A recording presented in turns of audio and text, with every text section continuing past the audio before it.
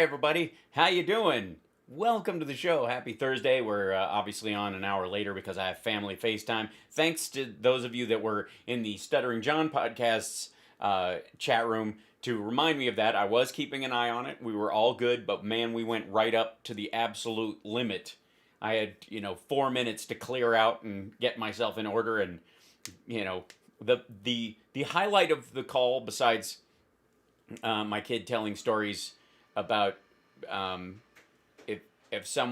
they were falling down and they farted, would it slow them down like rocket boosters to slow their landing, which is a great conversation to be having with a 9-year-old. Was my dad hanging up the FaceTime call and just pausing it. Both of my parents, for whatever reason, whenever they are hanging up on a FaceTime call, and I do expect to have an entire scientific discussion in the chat room about Camden's theory about back-end jet propulsion as a way of keeping yourself from hitting the ground so hard.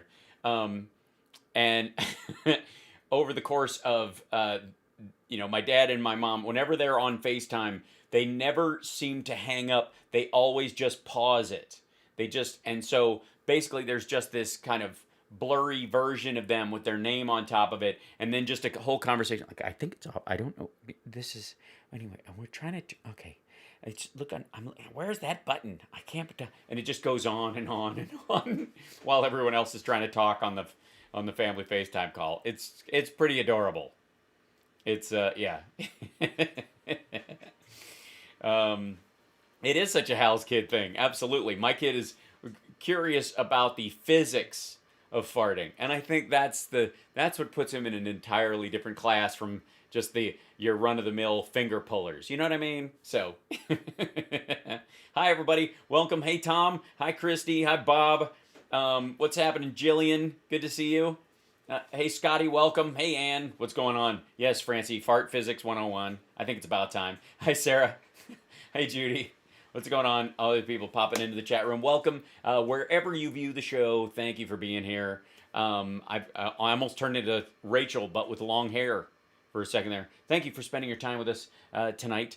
Big news today. I had a bunch of shit that I was planning, and it all went in the garbage heap because of the craziness that is that we are presented with. Now, I'll see. Well, let's start with some real Republican dumbassery.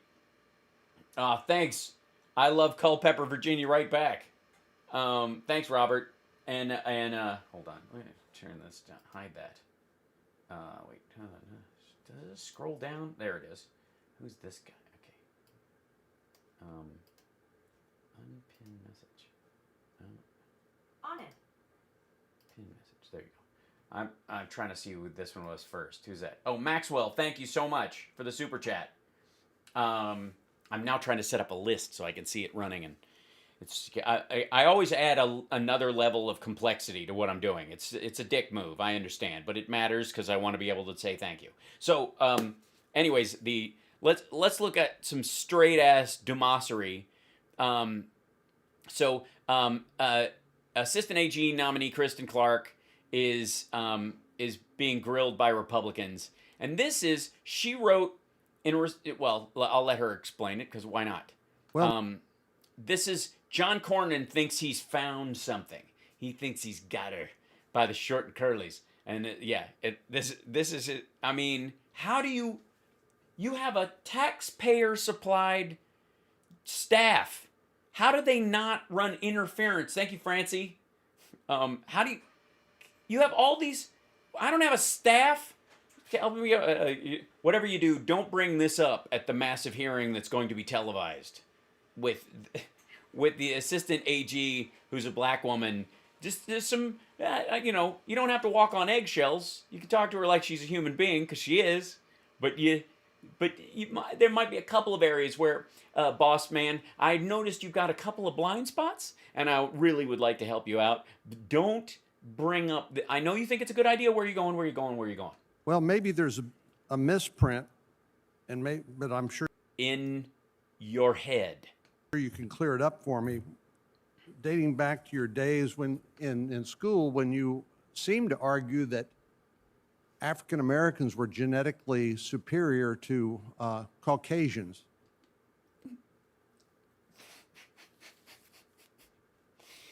Appear to. Now, not to everyone, not to the other people at Harvard that she was going to school with. Appear to. Wait, it gets good. Is that correct? No, Senator. That I believe you're referring to an op-ed that I wrote at the age of 19 about the bell curve theory, a racist book that equates. Excuse me, shots fired. John Cornyn and Tom Cotton and all those guys actually think there's the bell curve was right on the money. DNA with genetics and race.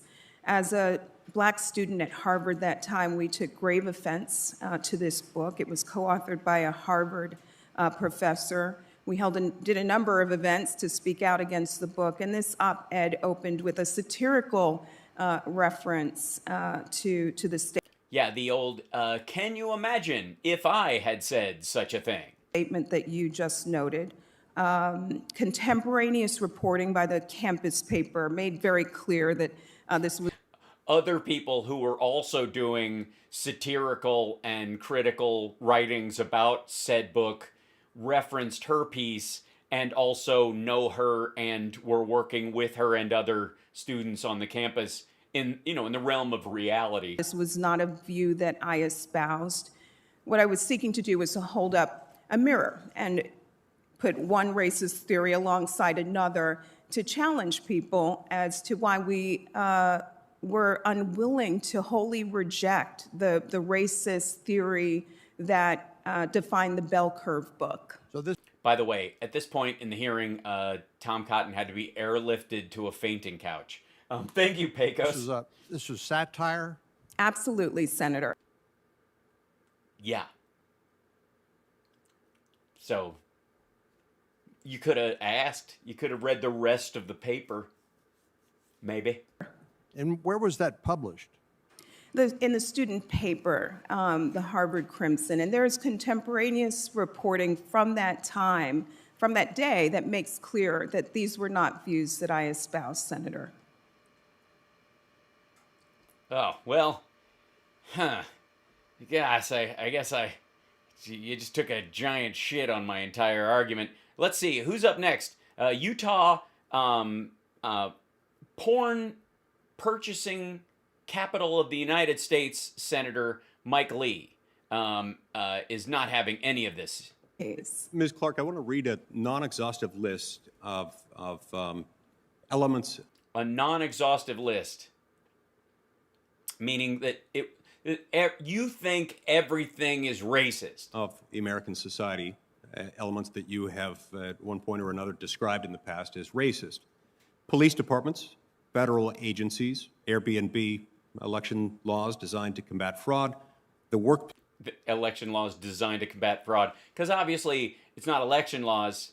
The combat fraud part is just, their way of covering for the fact that they mean, by fraud, we mean, of course, black people voting. And at no point did she say the idea of federal agencies or the idea of police departments are in and of themselves, by existence, racist, but police carry on. Reading comprehension seems to be the real problem amongst Republican senators these days. Workplace, America's DNA, the Virginia Military Institute, the healthcare industry. Wow, the Virginia Military Institute gets a name drop right next to America's DNA, as in racism is in America's DNA. It's in its creation because of the slave trade and the like. And yeah. Industry, federal courts, and the Department of Justice. Now, you've worked for the Department of Justice and with the federal courts. Were those institutions racist when you worked there? Look, they obviously let black people work there. I've had black people work for me. Clearly that proves I'm not racist because I hire them to do tasks I don't want to do myself. See what I mean? So, Senator, I don't have the context for the list that you just... Look, he said, you think they're racist, explain yourself. Have you described them as racist in the past? generally use the term discrimination. I'm a lawyer, I follow the facts, and I believe that there are instances where you may find that one particular employer or Were they one racist when particular you worked there? landlord engaged. Were they racist when you worked there? So now that they're hiring black people, is slavery still here? Is that what you're saying? Look, we don't want to fix anything, okay? Get this? Get this? We've made made this as unracist as we're willing to go. I have drawn a racist line in the sand, and I'm sorry, but we need to build a wall around the racism that I hug like a whoopee. Engaged in discriminatory conduct, but I don't deem institutions or structures to be blanketly racist. Were they racist when you worked there? Yeah, we've heard you ask the same question. Look, you're black. You obviously got a paycheck. I didn't follow the question. Senator. I don't know what the fuck you're talking about. It's basically like, Jesus Christ, man. His point is, now that we've had a black president, isn't racism over? Can't you honestly just get up? So can't we just go back to being as racist as we were now that we've had a black president, which of course I wouldn't vote for, and of course said was the worst president that ever happened, and was obviously a Trojan horse or for communism, and was really Nigerian born. Can we just forget? Can we use the fact that we had black presidents and there are black people working government to just give a pass to? Was the U.S. Department of Justice a racist institution? While you No, worked there? Senator. The Justice Department is anchored by dedicated career employees who work hard every day to follow the facts and to adhere to the law. Yeah, now you say that. But was it racist when you worked there? Jesus. Republican Senate. Oh, God. And then, of course, in the delicate sensibilities of Republicans' department, apparently no one can hold a candle to, I guess, dinner theater Ichabod Crane, if I'm going to go full Stephen Colbert on my descriptions about people, Tom Cotton.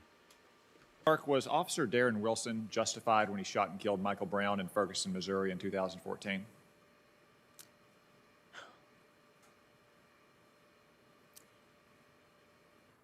So there is a trial underway right now, Senator, and I, like millions of people, am sitting back and watching the trial as it plays out, and am prepared to accept the verdict of the jury. In November of 2020, just a few months ago, that was not exactly what you said. You said that on this day, a grand jury chose not to indict Darren Wilson for the killing of Michael Brown. It's a powerful reminder of why we need to make clear that Black Lives Matter. We must demand that the Department of Justice resume pattern practice investigations and expand prosecutions involving. Right. Yeah, I can help you with the heavy lifting here, Tom Cotton, with your teeny little feather brain. Apparently, he got his last name from what's between his ears, but the primary thing is that regardless of the outcome in the Darren Wilson case, part of the suspicions that the black community has about shootings like this have a lot to do with the pattern and practice aspects of that are going on. And if you can deal with those things, then when the Darren Wilson shootings occur, the public doesn't immediately think that, well, this is yet another in an obvious chain of events that are all linked together. They go, no, this instance is just that, an instance. When you can break up the pattern and you make efforts to try and get rid of the racists that are in police departments or the practices that might make them deal with certain people differently than they deal with others, then you can eliminate from the public's mind and the concern, or the overall, you will make an understanding that, of course, Black Lives Matter. Especially, in some cases, black cops who are gunned down by, criminals of all stripes at some point. Their life matters too. But you don't have the public having to chase that because the incidents of those circumstances are well documented. There's care taken to show all the sides of that, whereas you don't have them hiding the evidence or the body cam footage of a circumstance like that for a long period of time, making people, wonder and worry. And then, like school shootings, there's another one that happens.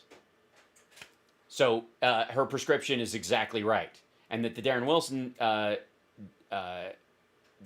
case, however you believe it went, the reality is that people wouldn't attribute that circumstance to a pattern if there was more work done to deal with an obvious pattern that does exist. Seem logical? Involving police shootings. I would also Yeah.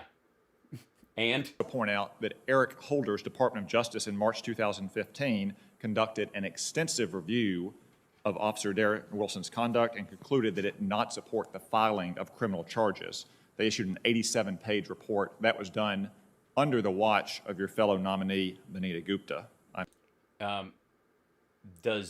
is it her responsibility to read a report you're talking about that references this particular case when she's not in that job, and it's someone else's? All right. I might add. In fact, there have been 3 separate investigations. So you're okay with Anita Gupta then you're going to they're going to sail right through Tom Cotton because you agree with their perception of the circumstance? That have cleared Officer Wilson of wrongdoing. And just last year, however, in June, you sent a letter to Congress in which you described the Michael Brown case as, quote, prosecutorial decisions not to indict police because of impenetrable qualified immunity for police and acquittals based on racism, end quote. Why do you continue, despite all this evidence to the contrary from many of your fellow Democrats, to refuse to take an answer on whether, or take a position on whether Officer Darren Wilson was justified or not in the shooting of Michael Brown? And Senator, if I can, I want to correct my answer. I indicated that there was a trial still going on, which is... She thought you were talking about the Chauvin case because, at this point, there are enough unarmed black man shootings that it's easy to mix them up. It's kind of like school shootings at this point. He can which one are we talking about? Not the case. So I just want to offer up that correction. I think that in general, there is a need for greater police accountability. There is a bipartisan agreement on this issue. I know that this body did a lot of work last year. Ms. Clarke, those are all policy questions, and we'd have that policy debate. But Is there a policy debate? And this is when Dick Durbin responds to to Tom Cotton's issue. Hold on. that you won't answer the simple question yes or no. Let's turn to another case. By the way, anybody who expects a simple yes or no question from someone who's going to work as an attorney general or in the Department of Justice is just being an asshole to some degree, Democrat or Republican, because we have an extraordinarily complex legal system because of the voluminous number of freedoms that we enjoy. The fewer freedoms you have, the easier it is to say yes and no on laws. In North Korea and in China, quite frankly, and in Russia and a lot of, although there's a lot of wiggle room there, I would guess, not for the better, but it's easy to say no. If you get caught doing that, you're just done. But in our society, that we recognize mitigating circumstances. We recognize we have. I mean, the woman who shot the young man in Minneapolis. What was it? A week ago? Less than a week ago now. It's it's hard when they overlap as much as they do. That just happened, and she's going to be charged with second-degree manslaughter because there's a first-degree manslaughter. And there's third-degree manslaughter. Just like there's first, second, third-degree murder. And there's depraved indifference. And, messing with a corpse. There's all kinds of, there are so many levels of when you are involved in the death of another human being. And so a yes and no and that's just in the killing part of it. Get into robbery and theft, and the bifurcations and all the other secondary laws are extraordinary. So the yes or no part of it is just to is to create the fake idea that they're not a person of principle, and you are, which he is obviously not. Which Jacob Blake, Senator, could you please just allow her opportunity to respond? could you please stop your pattern of interrupting me repeatedly? This happened the last time we had a hearing. Whoa, sorry, bruh. He's the chair. You ain't the chair, son. I'm sorry. And you I will give you you called a vote in violation of this committee's rules. I will give you additional time, but I'd like to give her a chance to complete her answer. I've asked her a simple yes or no question multiple times. She refuses to answer it. Thank you, though, for your input. Let's turn to another case. Seriously, how can you be 100% Adam's apple? Jacob Blake, which Jacob Blake... This is the whole thing. Look, and by the way, Tom Cotton's entire line of questioning is, didn't these black people really kind of have it coming? I mean, honestly. That's the root of everything. And you guys know how I probably stand out from my other colleagues in terms of this kind of show and the TYTs of the world, in that I, in large part, support what police do. And because I'm abundantly aware, by the way, that the police force we have today is not the police force we had 20 years ago, and especially not 50 years ago. It's made up of a lot of people of different races and men and women serving together. And the idea that the intrinsic nature of policing itself is somehow intrinsically flawed, I find absurd on its front. But the problem is with this guy, Tom Cotton, it seems, and I have not heard his statement on George Floyd, but has certainly never heard of an unarmed man being shot by a police officer that he doesn't like, black, white, or otherwise. So, as much as there's a yes-no answer he's trying to get from her, the yes-no answer you'll get from him on these kind of things is he will always defer in those situations to they had it coming.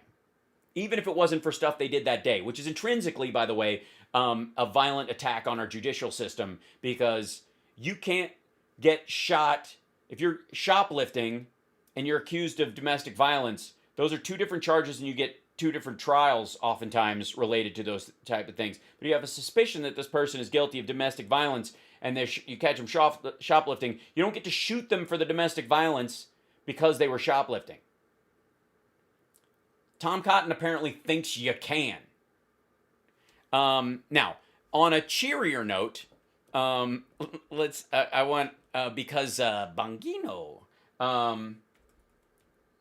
this little nugget has been making its way around, because obviously, oh, this is so good. Hold on. This is, I'm always here for GOP on GOP crime, right? When these guys attack each other, when there's, douchebag v. douchebag, I'm quite excited at the idea of, why is this, does not rank up, I see. I'll just open this. There we go. That's better. So this is, Bongino and Geraldo are having it out on, over the quote, the unrest in Brooklyn Center, Minnesota. Now, let's be abundantly clear. There was some gnarly unrest last year. By comparison, honest to God, by comparison, this is frigging nothing. You know what I mean? This is what's happening in Brooklyn Center, considering that the Chauvin trial is happening right now, and there's this sneaking suspicion everyone feels that he'll get off because of just the history of these kind of things, mixed with this shooting where the female officer mixed up her gun and her taser, which even Pat Robertson has a hard time buying, which is kind of amazing. Considering that both of those things are happening within driving distance of this circumstance, this is tame by comparison to what happened last year, and it shows that I think there is a shift in the public idea that now that Biden's in office and Harris is his VP, and the changes that are being addressed, and that the president is being forward in addressing these kind of things, that many of the violent response is from the knee-jerk crowd that's been doing this all year, that is not in line with the genuine unrest, that is not in line with the genuine protesters, but are just basically troublemakers who bring this in oh, this is target number 10, But so listen to these guys. This is kind of beautiful. It's Geraldo and Bongino. I'm looking for TB for my bunghole. Bongino. You tell that to the black families that see their sons being killed. That's all. Here we go. It's all about race. Yeah, it is. Twice the rate of white. You got nothing else, sons. buddy. That's got a nothing fact. else. That's a fact. You've got nothing That's the else. All fact. you That want to is do the is fact. see the country That is burn. the- You just want to. All you want to do is see Geraldo Rivera. All you want to do is see the country burn. Can you tell that Dan Bongino is feeling the heat from Ben Shapiro as they both vie to take over Rush Limbaugh's spot? And by the way, none of them are going to be Rush. It's going to fade. It's largely a YouTube-related thing. The AM radio is going to be chopped up like crazy. They don't understand that the time slots, while they're available in a lot of cases because Rush is gone, are being split up. And the Heritage Foundation isn't paying for auto installing Bongino or Ben Shapiro or any of these other or Chris Salcido, whoever the else. So that 3-hour chunk he had every day is going to be 1 hour apiece. So none of them are going to get to lay claim. But he's trying desperately, and this is how he does it, by going on Hannity's show and saying Geraldo wants to see the country burn. Want to see the country burn. That's it. I want to see the country burn. You son of a bitch. I want to see the country burn. You punk. You're nothing but a punk. Yeah. You're a punk, Bongino. You're a punk. You wouldn't tell me that to my face. Well, that's because he'd be laughing the whole time, Bongino. I mean, honestly, it's hard to even speak when you're on camera, much less meet you in person. I don't know how I would stop snickering. I'd probably get punched by your entourage just for crying, laughing. Like, I can't believe this dude's face is right here in front of me. But can I just say, I know everybody's excited about this, about these two guys being on each other, and I find it as amusing as you do. But can I also say that this seems a little like bullshit too? Because honestly, Geraldo's never been that great an actor anyways, but this seems very much like wrestling. I don't know that Bongino's in on it, but Hannity and Geraldo, obviously are looking for a clip because Hannity's numbers are way down. So now they, maybe they'll a bunch of people will just kind of jump in like, oh, I guess we got to watch Hannity for the fireworks, right? Country burn, you punk. You're nothing but a punk. Yeah. You're a punk, Bongino. You're a punk. You wouldn't tell me that to my face. We'll leave it there. We'll leave it there. It's not exactly his finest Wolf Blitzer moment. We'll leave it there. Yeah, because it's a fucking show. It's a show. Here's what I would say. You're a punk and you're a punk and you're a punk. You're all punks. It's the three doofuses. Nobody cares. This is, and how, Geraldo ends up getting backed into a corner as trying to, rehab his image from Fox outward. But, this they need this. What else are you going to watch? Yeah, it's friggin' embarrassing. It's the idea that these three guys have anything meaningful to say about what's going on in Minnesota is hysterical. And they literally have to, I believe personally, they have to contrive some sort of conflict to gin up this whole fair and balanced bullshit, when in reality, Geraldo doesn't give any more of a crap about this than the rest of them do. He just thinks his image is on the line, maybe. But still, it just seems so friggin' contrived. I'm just calling it like I see it. I don't believe they actually care. I just don't. Now, there is, the scaremongering, it's hard to keep track of the volume of stuff that they have to scaremonger on. Oh God, no! Oh God.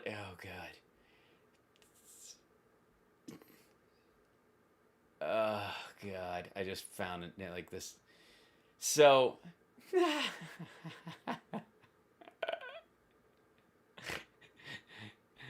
This is in its own way so beautiful. Okay, so this is, thanks CSL. By the way, I didn't see this one until I was already working on stuff. So Candace Owens You remember we were looking for a Kimberly Guilfoyle? We hadn't had a sighting of her, except with her and Don Jr. And by the way, oddly separate considering they're a couple. Is that his choice or her choice? Is she trying to carve off her own political slice like Lara Trump is, or is he just not wanting to be in, like, he wants his own shot when they put the camera on him, so he wants to be far enough away. But this is the name of this, Donald Trump Jr. on strong foreign policy. Oh, God. Hey, my name's Art. I was fortunate Hi, Art. enough to go with the School of Public and International Affairs to China this past May, and we got to go to the U.S. Embassy. This is super exciting and very quiet, and normally their stuff is very loud, but... In the embassy, I guess this question is more for you, Mr. Trump Jr., but... Mr. Trump Jr. Yeah, at the embassy, we got to learn about a lot of... Like what it means to be a junior versus a senior? Like...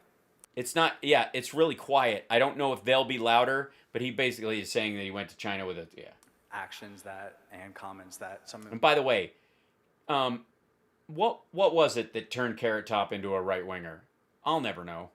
That your father has made, and the, I guess, consequences, or however you want to look at it, consequences that come with that.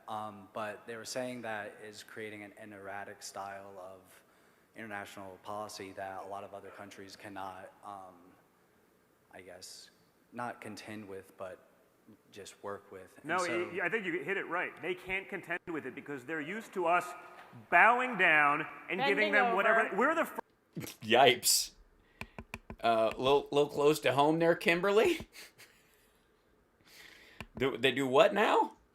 This is the first presidency to actually use the economic might of the United States. We are the largest consumer.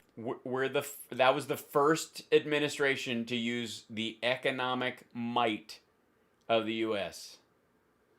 Can you imagine being this ignorant about American history? In the world. The fact that these countries are used to, oh no, he's going to do something with trade. Guess what? Why wouldn't we? Why has it not been touched before? Yeah, nobody's ever touched trade before. We import 100x from them that they do from us. When we send something over there, it's tariffed.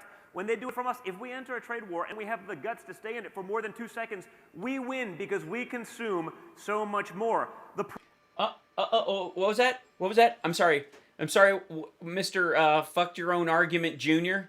What'd you just say? What was that? What was that little piece, that little detail about what, how much? In 2 seconds, we win because we consume so much more. Okay, so country of 340 million people consumes so much more than country of 1.2 billion people.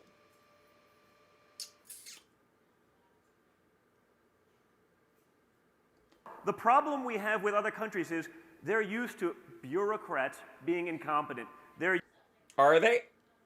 Or are they used to, like, our allies being team players with our country, and then we have an adversarial economic conversation with certain countries, and it's complex, instead of going, everybody's an enemy except guys. They're used to people not even asking the question of, well, why are you taking advantage of us, and why should we just accept that? No one even asked the question before. Yeah, not like that, because it sounds dumb. It sounds like you don't know anything about trade. They don't ask it that way. They just go, you have to understand, we have to put a tariff on this because you're trying to, like Chinese steel, for example. If you don't mind, let's see, what's an easy one? Chinese steel. There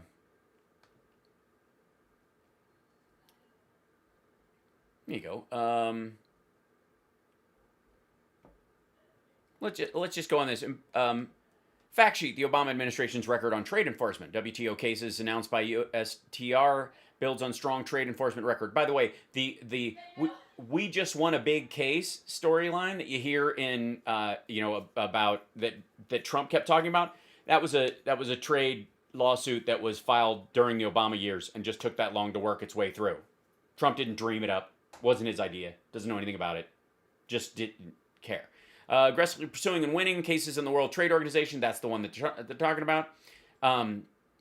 Today, the United States Trade Representative is launching a new trade enforcement action against China at the World Trade Organization. That's the one that was completed during the Trump years, and they filed.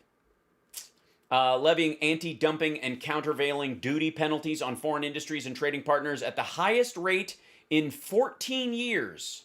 Particularly important to the steel industry. The Department of Commerce, U.S., this is during Obama, and Border Protection, CBP, you know, that crowd, and Immigration and Customs Enforcement, ICE, are enforcing 370 trade remedy orders that address dumped goods or unfairly subsidized imports and level the playing field for American workers and businesses. While Trump used ICE almost exclusively for scaring Hispanic people out of the country, the Obama administration used it for immigrations and customs enforcement. Big C, little I. In each of the last 2 years, Commerce initiated the largest numbers of new investigations in 14 years. The administration worked with Congress to secure, and by the way, at that time, for the record, the last time that in 14 years when they're talking about, the last time they did that was during the tail end of the Clinton years, which is when we had a budget surplus because of the Democrats in charge of the government actually creating a deficit. All right. Commerce has conducted investigations and made final determinations on important cases brought by the American steel industry. I thought they were trying to destroy the steel industry. By the way, what kind of steel is Trump Tower made out of? Scritchy, scratchy, scritch. Pursuing diplomatic engagement to uphold labor rights, protect the environment, and ensure intellectual property rights are enforced. Combating excess capacity in industrial sectors. Oh, look at that. What's that? That's about people intentionally overproducing to undermine ours, because communist countries can intentionally overproduce because there is no profit downside or upside. They can just do it to destroy other industries. The United States led an international coalition to bring together more than 30 countries, including both G20 members and as well as including both G20 members and as well as major steel producing countries that are not in the G20, to form a new global forum on steel excess capacity. The Global Forum, co-chaired by the United States, will address market distorting practices that negatively impact trade and the steel industry. What? Guys, why didn't anybody even think to ask? Guys, no one's ever thought. Building stronger enforcement authorities and coordination. You know all those laws that Trump got to take advantage of? Yeah, they were built stronger and fortified during the Obama years. He cribbed off Obama's notes. Just so you know, guys. So again, imagine being this ignorant. Doing this and changing it up is changing the game, because all of these guys, then they get on TV and they say, oh, it's so terrible, Trump's doing this. It's really going to affect our friendship. Well, guess what, guys? If your friendship with us is predicated on you being able to screw us, on you being able to take advantage of us, you're not that good a friend. And now we're talking about Germany and Italy with like olives and cars. That's the reality. Make no mistake. China. Who's the guy way over on the other side over there? I just saw a hand come in. So there's 4 people on the panel. Oh, so Christ almighty, Turning Points USA. This is your camera work? Who didn't show up right here? Who was Bongino supposed to be? Bongino. China will do whatever is right for China. How do we get back to China? You momentarily talk about effectively what his reasoning for attacking. This is how they do it, kids. Is they go, you're not really a friend if you're trying to help us out. Well, no one ever assumed China was operating from a friendly point of view. They just recognized them as the economic threat that they were and recognized the reality of dealing with them. And that when you've got a country where a third of their population is in poverty, abject, brutal poverty, and without the help of the rest of the world, these people are going to die. And then as you're helping them, they start gaming their own system and you have to start slowly tapping the brakes to get back at it is wholly different than German car companies competing with American car companies for sales in North America, including Canada and Mexico. Most of these other countries, with the exception of some of the crazy politicians in this country, will do whatever is right for their country. So when they act a little outraged, it's not because it's good for them. It's because we're finally taking care of ourselves. I use the analogy all the time. You know, when you're in an airplane, and we fly a lot these days.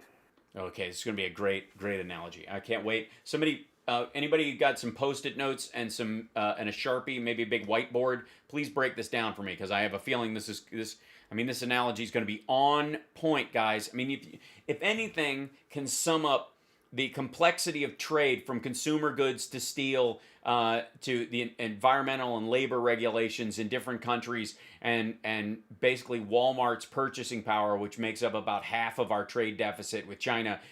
Somewhere in there is an analogy about him flying first class. Okay? Something happens. Pilot says, put on your mask before taking care of those around you. Love you. Bye. Good luck. Have fun. My girl's got a meeting, so she's... You're still printing, or is it just eating? You got it? Okay. In case you need me to bring it to you, I'll do it. I love you that much. Glad to do it. All right. So, the put on your masks first. So the analogy is, we're the parent, the rest of the world are children. So our NATO allies, the European Union, England, they're children. And we've got to put on our mask first before we help them. So, all right. When we solve our own problems, then we can deal with the rest of the world. I'm not against that. But we have a lot. We're number... How do you solve your own trade problems internally if protectionism and tariffing is your only go-to tool? 28 in education, behind a long list of third world countries that's... Wait. So we're talking about trade and how China and Europe and Germany and Italy are taking advantage of us in selling us olives and BMWs. And we're 28th in schools? Asshole, which party is always attacking public schools, underfunding them, trying everything they can to drive that out? You know what? One of the things that makes us 28th in the world is that the quality of a school is predicated on the tax dollars available in a district. And there are very few districts that are able to fully fund their schools. Even in well-to-do neighborhoods, you have kids selling candy bars and stuff for field trip money, for the gas to go to a place that's 20 minutes away. That spend a basis point, a fraction of what we spend per capita educating our kids. How about that? Why don't we solve that problem first? Why don't we build up our military? Why don't we take care of our vets? They do not. That's all. By the way, this asshole is also the same person who's going to tell you that all those countries that have better schools than us, that are kicking our ass in the public school game, you know, that we spend more than they do, which is not true, per capita especially. And their biggest complaint about those countries overtax. Those countries take too much in taxation. Where do you think the school funding comes from? Vets, and then we can worry about it. So when these other countries do that, and you've seen them now, okay, well, we'll give up on the trade war because they know. Is that what they're saying? Is that what they said? Did they all cry uncle? For real? For real? What the... Did you listen to this again? Listen to this shit again. What did they do? Countries do that, and you've seen them now. Okay, well, we'll give up on the trade war because they know that if we have the guts and we don't have these... We will give up on the trade war. At what point did any country in the world, quote, give up on the trade war? I'm sorry, what month did China cry uncle? When they signed phase 1 right before the lockdown of their 3 or 4, we don't know how many, 9 phases, depending on who you asked and when. They signed one of them that says they're going to buy, what, $50 billion worth of, or $30 billion in the first year of agricultural stuff from the United States, and they didn't even meet that. They bought 14 billion or something like that, which that's not a favor to us. They got a lot of people to feed. We give up. Like Trump made them cry uncle. Feckless politicians that the second China says, oh, we're going to impose a tariff. Guess what? When you import 100 items from them and they import one of yours, you stay in the game for more than about 2 seconds? We don't import 100 to 1. You can win. Except for the fact that the one item that's coming from the United States that's going to China is a fucking car. And the 100 items that are coming from China, 88 of them are plastic things that that are impulse buys. And toys that are assembled there for American companies. We're not buying that shit from them. American companies are having that shit manufactured there. How fucking dumb? We have to start using our economic might to take care of ourselves first, and then we can help others. By the way, the president is just doing what Yeah, tell him, Kimberly. Fill him in. supposed to do, which is actually run this country in a responsible way like any strong business CEO would. Because Yeah, that's right. Run this country like a good, strong business CEO. And the first thing you do is fire anybody who isn't pulling their weight. So poor people, anybody who's not healthy enough to survive COVID, you know what I mean? Like, obviously, COVID deaths were just another form of downsizing, right? Right, Kimberly? Because for years and years we've been taken advantage of. Really, have we?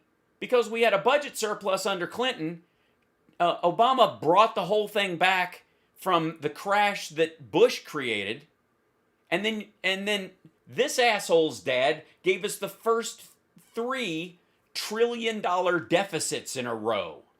There has been a tremendous disparity in terms of what we've been doing with trade and with tariffs. He is simply asking that there be some reciprocity and that we should not continue to be taxed and burdened. It makes absolutely no sense. So yes, perhaps he's doing things in somewhat of an unconventional way. Yeah, you mean an unsuccessful way? Sorry, how many American cars are being bought in China? Bought and sold in China? What's the average on the stuff that's built in the United States? Big ticket items. What was the shift? Did it go down or did it go up? Which one? I'll wait. Thank God. But also don't. Thank God. And by God, guys, she means my dad. Don't mistake, some of these deep-seated bureaucrats in these places.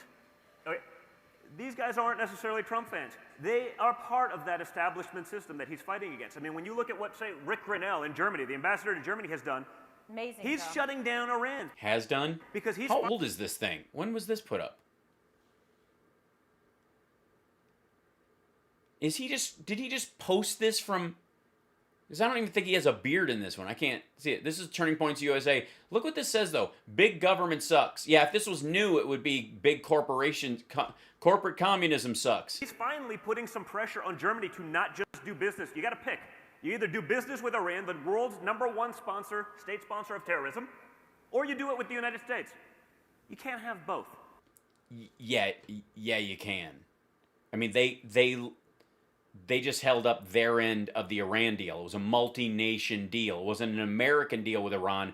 We got, again, with our coalition partners, they just decided to keep the deal in place when he abjectly pulled out of it. They all made the agreement. They all negotiated it together. This is so... Who's the...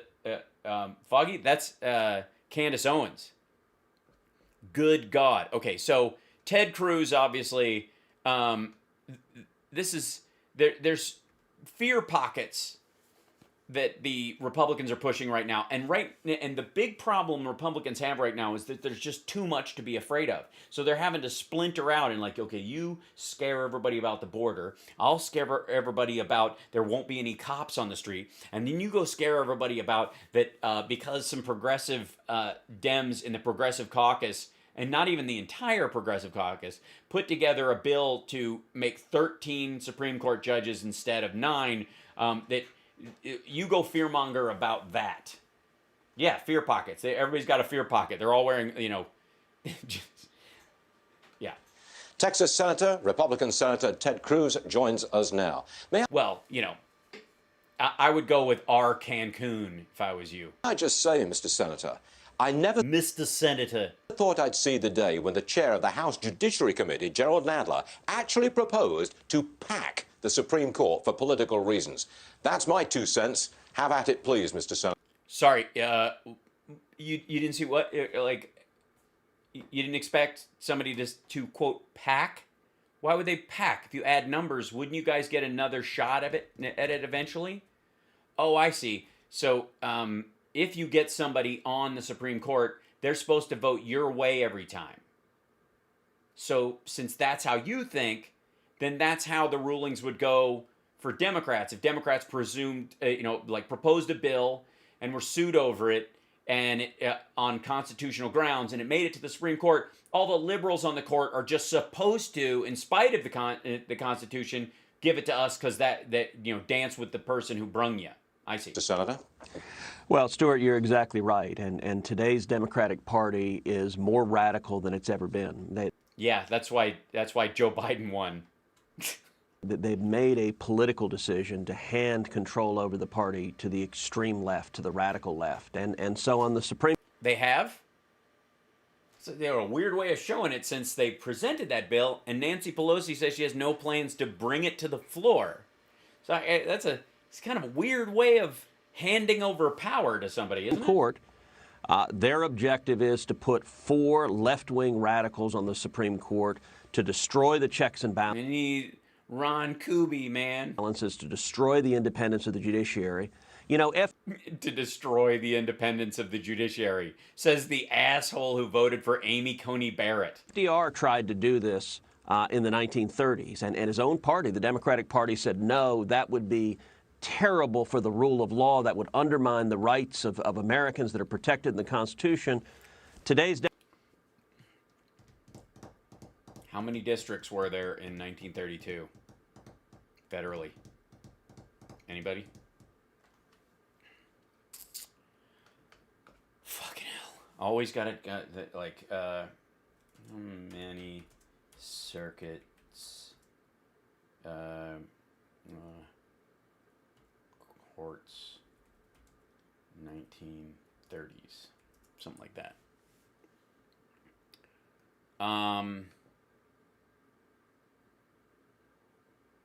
1991. There we go. The Evarts Act. We're going to learn something new every day. Creating the modern appellate courts. The Evarts Act of 1891 accomplished the following. Created courts of appeals by region and circuit. Congress in the Judiciary Act of 1891, commonly known as the Evarts Act, established 9 courts of appeals, one for each judicial circuit at the time. The act created another judge position for each circuit, identified in the legislation as the circuit justice. Appeals from trial court decisions were heard. Today, 12 circuits hear appeals.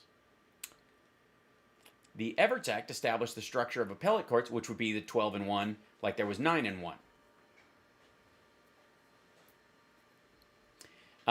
Established Court of Appeals, gave appellate courts jurisdiction over most appeals, set the stage for internal governance by the system of judges. 1922 law, which would be before said moment, that established a conference of senior circuit judges, was the forerunner of the Judicial Conference of the United States, the administrative body of the federal courts. It gave the senior judge in each circuit official administrative authority over the district courts in each circuit, which is commonly referred to as our main circuit judges. Congress expanded the administration's responsibility of courts of appeals judges in 1939 with the creation of circuit judicial councils. Fast-fact laws passed by Congress after the Evarts Act set up a model of self-governance for the circuit courts that has evolved into the governance structure of the federal court system today. Thank you, Aggie. Hey, yay, she's getting her vaccination on Sunday. Yay! Congrats. That's awesome. Yeah, there were 9. There were 9 when that shit was going on. Now there's 12. And so it was 9 and 1. All right. Or 8 circuits and then 1, and now there's... Today's Democratic Party doesn't care about that at all. No, they don't care about that. You know, my latest book is never be afraid to sell a book. What's the title? Soft and Absorbent? Entitled One Vote Away: how a single Supreme Court seat can change history. Which one's it going to be? Let's see. Obviously, Breyer's going to step down. He's going to go. So we'll replace him sooner. The idea, everybody's talking about how like he needs to retire before too long so we guarantee that we get a seat in there. And it would be preferable, Stephen Breyer, if you're listening, sir. Thank you for your service. Goodbye. That said, next in line as far as age is Clarence Thomas. And then, obviously there's some chance of alcohol poisoning. I'm just kidding. Yeah, Clarence Thomas being the oldest one after Stephen Breyer. I believe so. Yeah. But I don't think he's going to step down anytime soon. If there was, health-related reasons, that would be the only one I could think of. I have no idea what all these... We know what his diet's like. But, yeah, and they hate Roberts.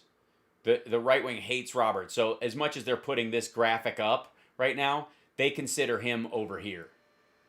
So that's what the one vote away. And every chapter of the book talks about a different constitutional right. There's a chapter on free speech.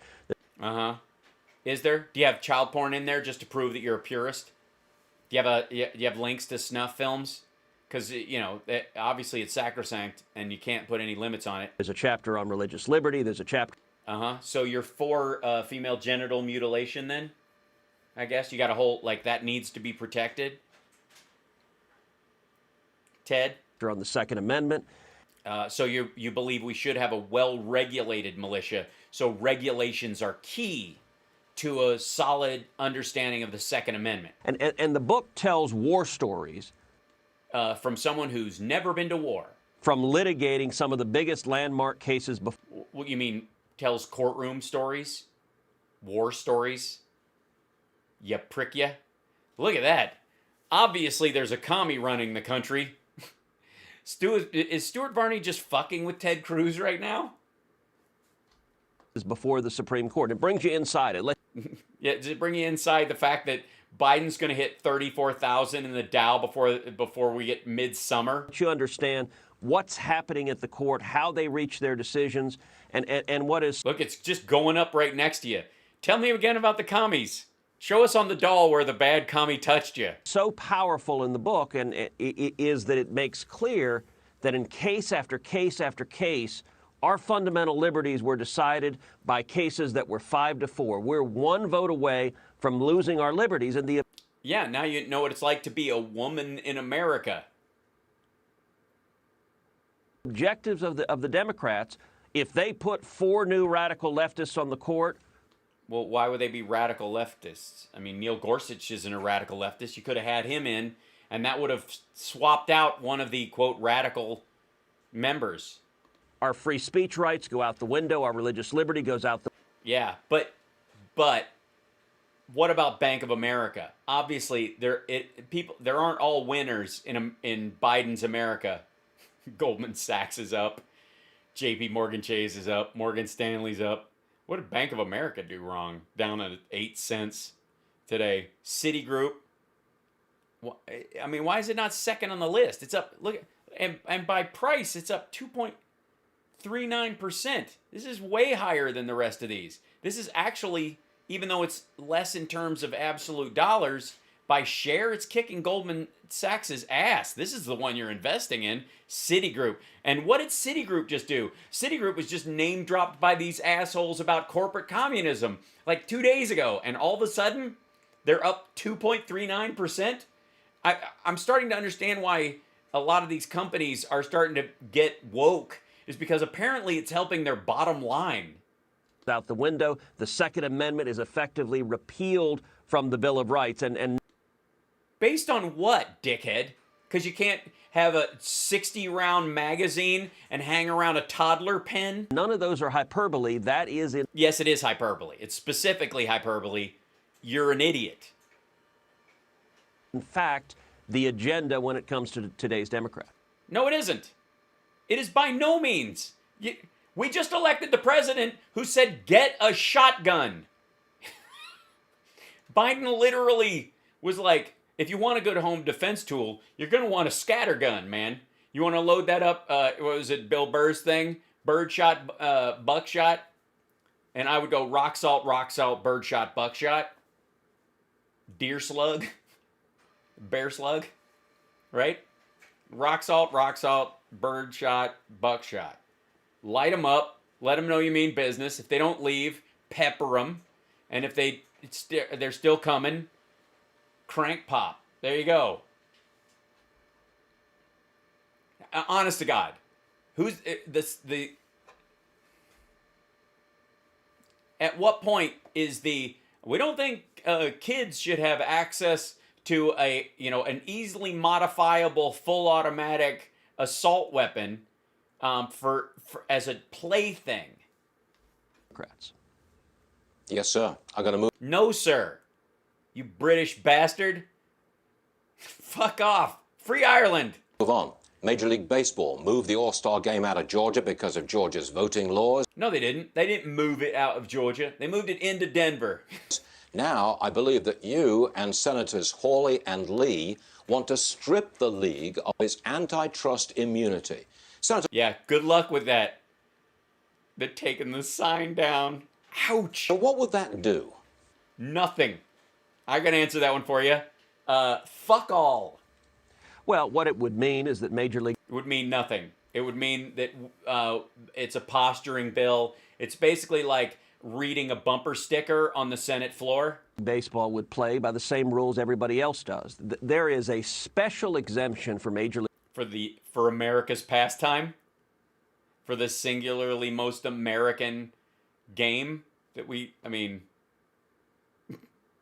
how far are we from him, like, pretending he likes cricket all of a sudden just to suck up to Stuart Varney? Major League Baseball that no other sports league enjoys. It's 99 years old. The Supreme Court invented it, just created it out of nowhere. And created baseball. I did not realize that the Supreme Court invented baseball. I'm going to take back some of the things I've said about them. Did they invent hot dogs and apple pie? And so what we introduced is legislation to repeal that special exemption and say... Look at the Coors Field with the gates closed.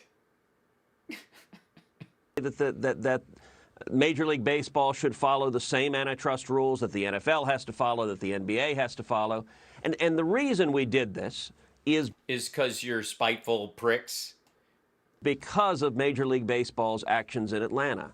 Right, because you're spiteful pricks. So as a private organization, they should just be able to move their stuff wherever they want. Are you going to attack the NCAA now? We're seeing, and we, in the past couple of weeks, saw a big acceleration of this. We're seeing... You mean of vicious anti-democracy voting laws put forward by legislatures that somehow managed to get elected honestly in their case, but everybody else, there was fraud.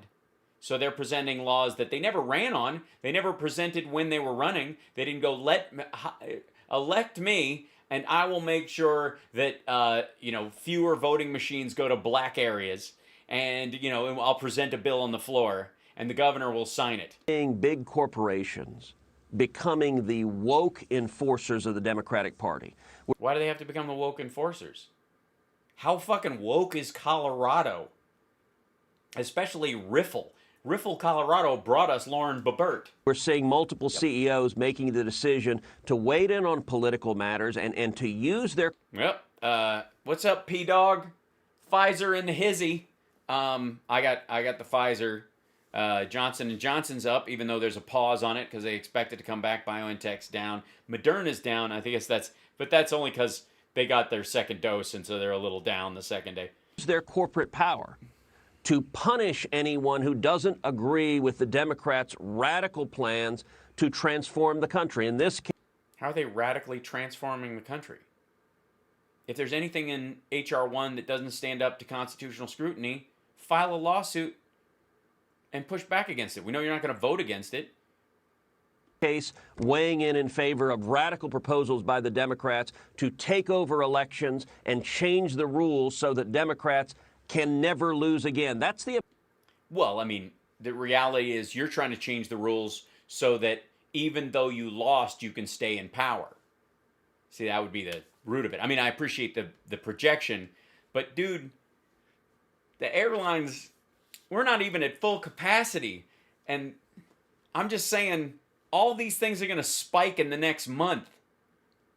There's a bunch of these stocks that were $50 or $100 last year, and they've been riding below 50, except in Southwest case 63.51. They you know, their 18-month high was at least $20 higher. This is just going to keep embarrassing them. This is a great, this is one of the best split screens you could possibly put up with this dipshit. Tell us again about, say, corporate communism. What's the objective of Chuck Schumer and Nancy Pelosi? What is it? What's the objective of Chuck Schumer and Nancy Pelosi? When Major League Baseball yanked the All-Star game out of Atlanta and yanked it into Denver. Look, on its face, it doesn't make any sense. Atlanta is 51% African American. It's because of the state. The money goes to the state coffers, and the like. You don't rush to do business in a state because the citizenry is being hurt. You pull out because you're not going to do business and give the state a lot of tax revenue to misspend on those very voters. They moved the game to Denver, which is 9% African American. Explain to me how remotely you are a racial social justice warrior by taking jobs and $100 million from thousands of African American owned small businesses in Atlanta, from thousands of African American I know how. Workers in Atlanta. Ask me. This had nothing to do with substance or racial policy. No, maybe it's the idea that you have that it's just about, throwing cash at black people instead of guaranteeing their inalienable rights against actions by their state. Maybe that might be the flaw in your understanding. Again, maybe you read this, and therefore we see again a problem with reading comprehension on the right. Politics. This had everything to do with corporations enlisting in the Democrat vision to transform America. They totally are. It took us a while, but the radical left Marxists have finally ensnared corporate America into our scheme to destroy them. Wait, what? That's it. That's it. That's the whole. No, I'm not. I know this shit. And by the way, Greg Kelly having Marco Rubio on, and Rubio. Listen to this. I just love this. Rubio, no GOP member can beat Trump. Ugh. And music? Oh, yeah. Twitch crashed? Oh, no. Is it? Let me see. Hold on. There you go. Close there. Restream. Where's this? Twitch is banned. Did Twitch go away? What happened? Do you have to reload? No, yeah, if you reload your page. Yeah, you have to reload the page on Twitch, guys. Let them know. Thanks. My hair's a little ragged today. Been working out and stuff. Yay, back. Sorry. Apologies, guys. I don't know what that was. Pop back up. I know what it is. We need more subscribers. We dropped below 700 subscribers. Maybe that's it. Sorry. Stankfield. This is Greg Kelly, and he's got Marco Rubio on because that's how far Marco Rubio has fallen. Honestly, I guess the bottom of the barrel, there's like three, but they're all layered very close together. But there's basically like Flashpoint, OAN, and Newsmax, like under here. And these are for the people who just don't chart on Fox anymore. Marco Rubio joins us, Republican of Florida, newly endorsed relatively by President Trump for re-election. Relatively? Relatively. You mean because he decided to not have his relative, namely his daughter, run against him? Senator Rubio, welcome to Newsmax, I believe, for the very first time. Great to see you, sir. Yes. Congratulations, by the way. And congratulations on the closet they remade into an office for you. What kind of Doctor Who hallway bullshit is this? He's got 2 bats on his wall? From what? His years in professional sports? Well, thanks for having me on. I think I've been in interviews before where like in the hallways, but I'm not sure I've been on a show yet, so thanks for having me. You're not sure? You're not sure? You don't have staff let you know? Remember, you did his show last week. Yeah, no, this is prime time, so thank you, Senator. Yeah, that's how I describe your show, Greg. Prime time. Senator, hey, very enthusiastic endorsement. Oh, my shirt says Death Tongue, by the way. This was a gift from Ginger. Ginger Voigt. It's for those of you that are old school Bloom County fans. From President Trump. It looks like you guys worked really well together. Are you surprised by that? You didn't look really well together. You guys worked. You mean you kissed his ass because the winter White House was in your state and now he's moved there? And all the money people that come into that state will go see him first because he's in the neighborhood. And whereas people in Wyoming and Montana and Wisconsin and Ohio can run without Trump, you can't. That at all? I mean, let's face it, it was pretty competitive back in 15, 16, but you really forged a pretty... Was it competitive, or did he just call you Little Marco? Nice relationship here. Yeah, they're like this. And this is Trump. Yeah, look, I mean, 2016, I ran for president. It's a competitive. Dude, I know I have a stray hair now and again. But this one, nobody's helping you. Maybe reach for a jug of water, come back with it fixed. Environment, but since the moment I entered that race and throughout the Trump presidency were very productive years for me. We worked very well together with the Trump White House. Yeah, that's a great picture. Who the hell are you? With the president, he outlined a lot of the things that we worked on. You're talking about Latin America, you're talking about China, you're talking about PPP. Talking about a shot of his bald spot, which is a rarity. That's amazing.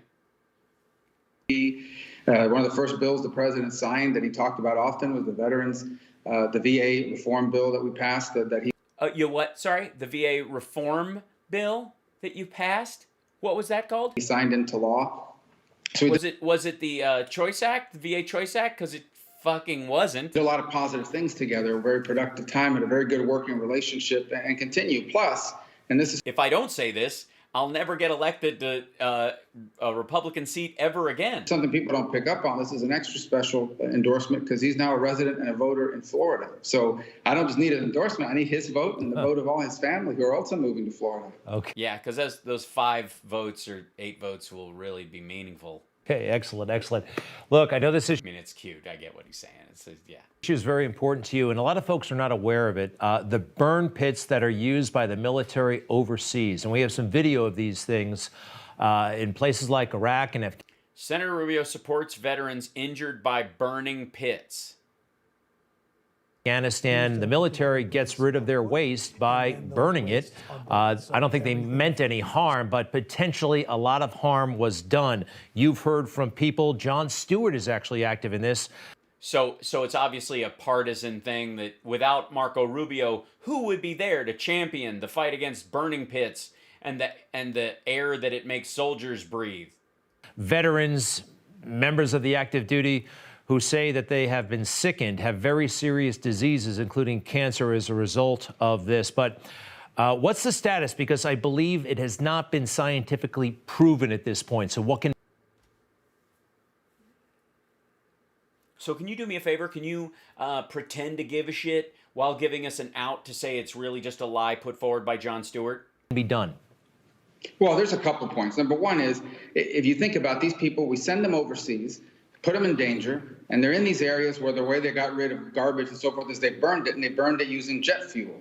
Then you have a lot of these young veterans returning home and have these very rare cancers that develop among a significant number of them, and their families are wiped out by it. And so, frankly, it's impossible. To be frank, it's impossible to be able to prove a direct linkage between those burn pits and that cancer.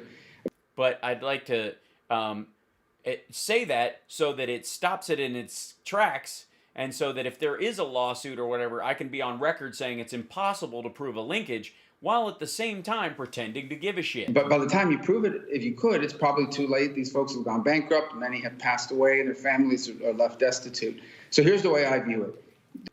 Here's the way I view it. Now that Biden's in office, we might actually get some funding for this kind of thing because Trump wouldn't have let it happen at all. There has to, and this is what the bill says. The bill says there's a presumption that if you served overseas in uniform near one of these burn pits for a substantial period of time and you develop one of these rare cancers that you don't typically see in the population, there is a presumption that it was caused by that. And the way I view it is twofold. Number one is we put people in harm's way. We have an obligation to take care of them. Number two is, at worst, the worst thing that could happen here is that we actually provide health care for people who served our country in government health care. Uniform overseas in a danger zone. This is not for people that served anywhere. It's for people that served in these very dangerous zones. So I don't know how, at the end of the day, providing health care for veterans that have come back after serving our country could possibly be a bad outcome. Hey, you've got my support. It sounds terrific, and those burn pits. I'm sure you'd say the exact same thing to Jon Stewart. We're pretty big. Senator, I know you have a passion for foreign affairs. You heard the plan. Totally, he does. He's a passion for foreign affairs, especially those trips we pay for. Joe Biden wants troops out of Afghanistan. I think the deadline now is September 11th of this year. How do you feel about that? How are you right now on Afghanistan? Well, look, what the fuck is that footage? Is this just like right-wing whacking material? I'm sorry, is this how the airplanes burn their trash? Yeah, I mean, the Trump administration had reached this agreement to withdraw by May 1st. So that their decision was whether to continue with that or not. Yeah, they didn't do anything, though. They had a lot of shit they were supposed to do that took almost 6 months, and they didn't start doing any of it because they were going to go back on it if he won. But once that decision... It was strict, literally. From the Trump administration standpoint, the withdrawal date of May 1st was like, let me re-elect me and I'll make sure that happens. It was made and inherited by the new administration. Now the question is, number one, how do we do it in a way that is safe for our men and women that are still stationed there? And second, what we really need to keep an eye on at this point is, okay, we're not going to be in Afghanistan.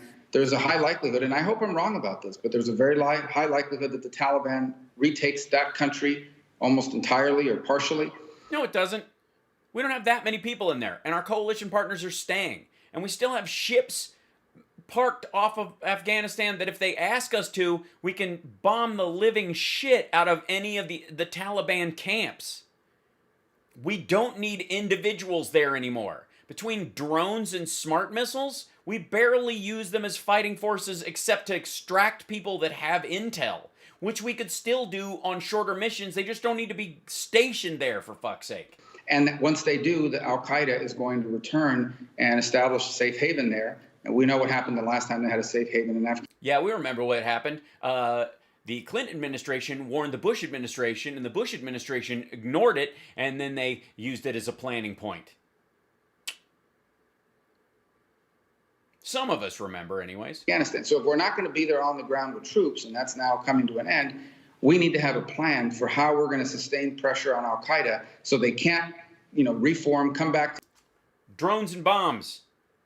Drones. It's going to be drones. It's going to be, let's be honest. Warfare worldwide is going that direction anyways.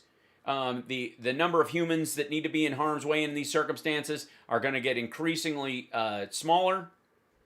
Back together, and then all of a sudden 3 or 4 years from now we're facing new threats here in the homeland and in other parts of the world. So that really needs to be our focus now.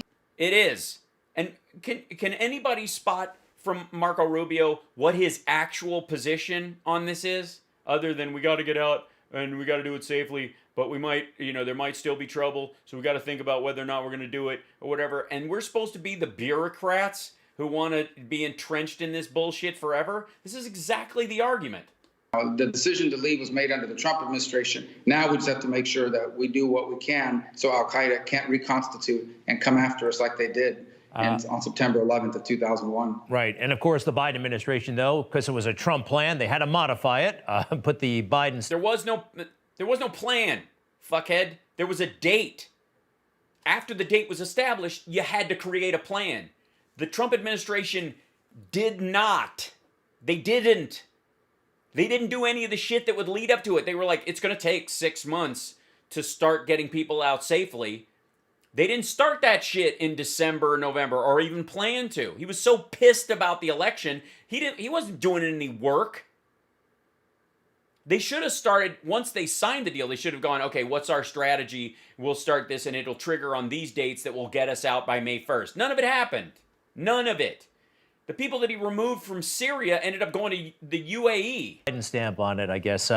So, Senator, could you run for president in 2024 if President Trump is a candidate? I know this is a hypothetical, but could you run? Both, I mean, could you run together? We know Pence is out because everybody wants, all the Republicans want to murder him. But you, in particular, could run with him. You both are from Florida. You both have trouble drinking water on camera. There's a lot that you can bond over. You run against President Trump. He just endorsed you. He's, they say he's the head of the party, essentially, de facto. Yeah, the de facto head of the party. You mean the headless snake that's spurting blood all over the place? What would you say to that? Yeah, I think my view on that is that President Trump is the most popular and most influential Republican in America. I think he'll still be that. Which is a pretty low bar. That in 22 and in 24. And if he decides to run for president and for the nomination, he's going to be the party's nominee, and that's the way I would view it. Which is what I had to say in exchange for his endorsement in Florida. Again, he hasn't made that decision. It's still a long way off down the road. But if Donald Trump decides to run for president in 2024. Great picture choice, guys. Really good framing. I mean, you got the whole thing. Look at this. This is the whole picture that they put up. Like, you get plenty of them closer together. There's just, we're supposed to focus on their hands. And then is this Deborah Birx's head? I don't know.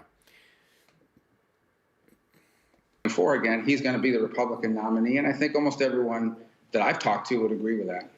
Because you don't talk to anybody who wouldn't think that way. So, folks, you can follow Marco Rubio, Senator Rubio, at Marco Rubio. Twitter. Really? Thanks for introducing us. Who's he? Who's he again? Who are you? Who's Greg? Greg, are you reporting on this? It can be a pretty noxious place and all kinds of partisan combat going on. But I noticed, Senator, you put a Bible verse on every day, and I can tell you. And it's ironic. They're like the Onion headlines of Bible verses. We must obey God rather than men. I mean, obviously, he's talking about in terms of financial crimes. This is the most recent one. Acts, really? Acts? Nothing from either Corinthian? Tell you, you never know who you're going to touch with those messages in the middle of the Twitter chaos. So yeah, that's the important thing. It's just a rando Bible verse that you're using for political manipulation. That'll be the moment that it touches someone. I thought I hated Marco Rubio, and yet that one Bible verse which he's using to shit on trans athletes really touched me in a way that maybe brings me around. Thank you for that, and I recommend everybody follow you. Yeah, well, I'm sure they will. Thank you. I appreciate that. It's right out of the Catholic daily mass for the most part. So so you don't even pick them. It's right out of the Catholic daily mass okay. So basically, it's like an autofill. How deeply religious of you. I have neither silver nor gold, but what I do have, I give you. In the name of Jesus Christ the Nazarene, rise and walk. So faith healing, a faith healing verse. Again, Acts also. I don't pick them most of the time. Someone else has done that through the liturgy, but that's how I start my day, and I like to share it with people. Some people get offended by it. They don't have to follow me. They don't have to read it. No, nobody gets offended by a Bible verse, necessarily. What they get offended by is you hiding behind one. Because literally on the day there would be a vote to keep the ACA in place and allow for, someone to be, to get the health care they need without going bankrupt, you would post something like that. Like a faith healing verse from Acts. Like, rise and walk, you cripple. Read it. Yeah, it's amazing. You put out a message of peace, and what some people take that to mean. It's pretty wild, but it's just wild, isn't it? Yeah. I know there's tremendous value, the ultimate value in it. The ultimate value in the hypocritical use of a Bible verse to cover your ass politically when you're doing the exact fucking opposite. You know what the effective definition of what Marco Rubio's job is? more than anything, as a member of Congress, as a senator, he's a lawmaker. That's what they do. I mean, there's a lot of budgetary stuff in there as well, but they do it by making laws. So this asshole who works for a living as a lawmaker posts this. This asshole who voted repeatedly to gut the ACA and go back to a time when the biggest reason for bankruptcies in our country was healthcare bills, was health related. Nobody has a fucking problem with Bible verses being posted. I myself have posted Bible verses, mostly in relation to the hypocrisy that these assholes wag around. But almost without fail, this dickhead manages to post a Bible verse that he says he's not responsible for. It's almost like the Catholic Church is telling him to knock it off. You should follow God's laws, not men. Therefore, Marco Rubio, please step down. The Holy Father wishes you to stop being a lawmaker. The ACA, he's going to vote against it one day. And then all of a sudden the papacy get like, I have neither silver nor gold, but what I do have I give to you. In the name of Jesus, Jesus of Nazareth, rise and walk. Jesus. But that's how I start my day, and I like to share it with people. Some people get offended by it. They don't have to follow me. They don't have to read it. Yeah, it's amazing. You put out a message of peace, and what some people take that to mean. It's pretty. Yeah, it's funny. It's almost like Dylan Roof putting out, quotes from an MLK speech. Well, but I know there's tremendous value, the ultimate value in it. Senator Rubio, continued success, and come back soon, please. Thank you very much. God bless. Thank you. All the best. Take care. Yeah, so good. I felt bonded with them. I really, really did. Okay, so Jim Jordan, remember, hey, you guys remember cancel culture? Remember oh my God, cancel culture, it's the worst. How, the Major League Baseball canceled Atlanta, Georgia. You can't buy 6 racially insensitive Dr. Seuss books anymore. You can buy all the rest, but that doesn't mean anything. Seuss has been canceled. The Grinch is gone, even though you can still buy it and watch it. It's still there, and they're going to make another version of it eventually. And, don't get me started on Green Eggs and Ham, which, of course, you're obviously going to still be able to purchase, and nobody has any plans to get rid of. The important thing is cancel culture is the worst. And that the idea that you would boycott things is just hideous. Root causes, and I'm looking forward to traveling. Hopefully, it's my first trip to the Northern Triangle, stopping in Mexico and then going to Guatemala. We have plans in the work to go to Guatemala as soon as possible.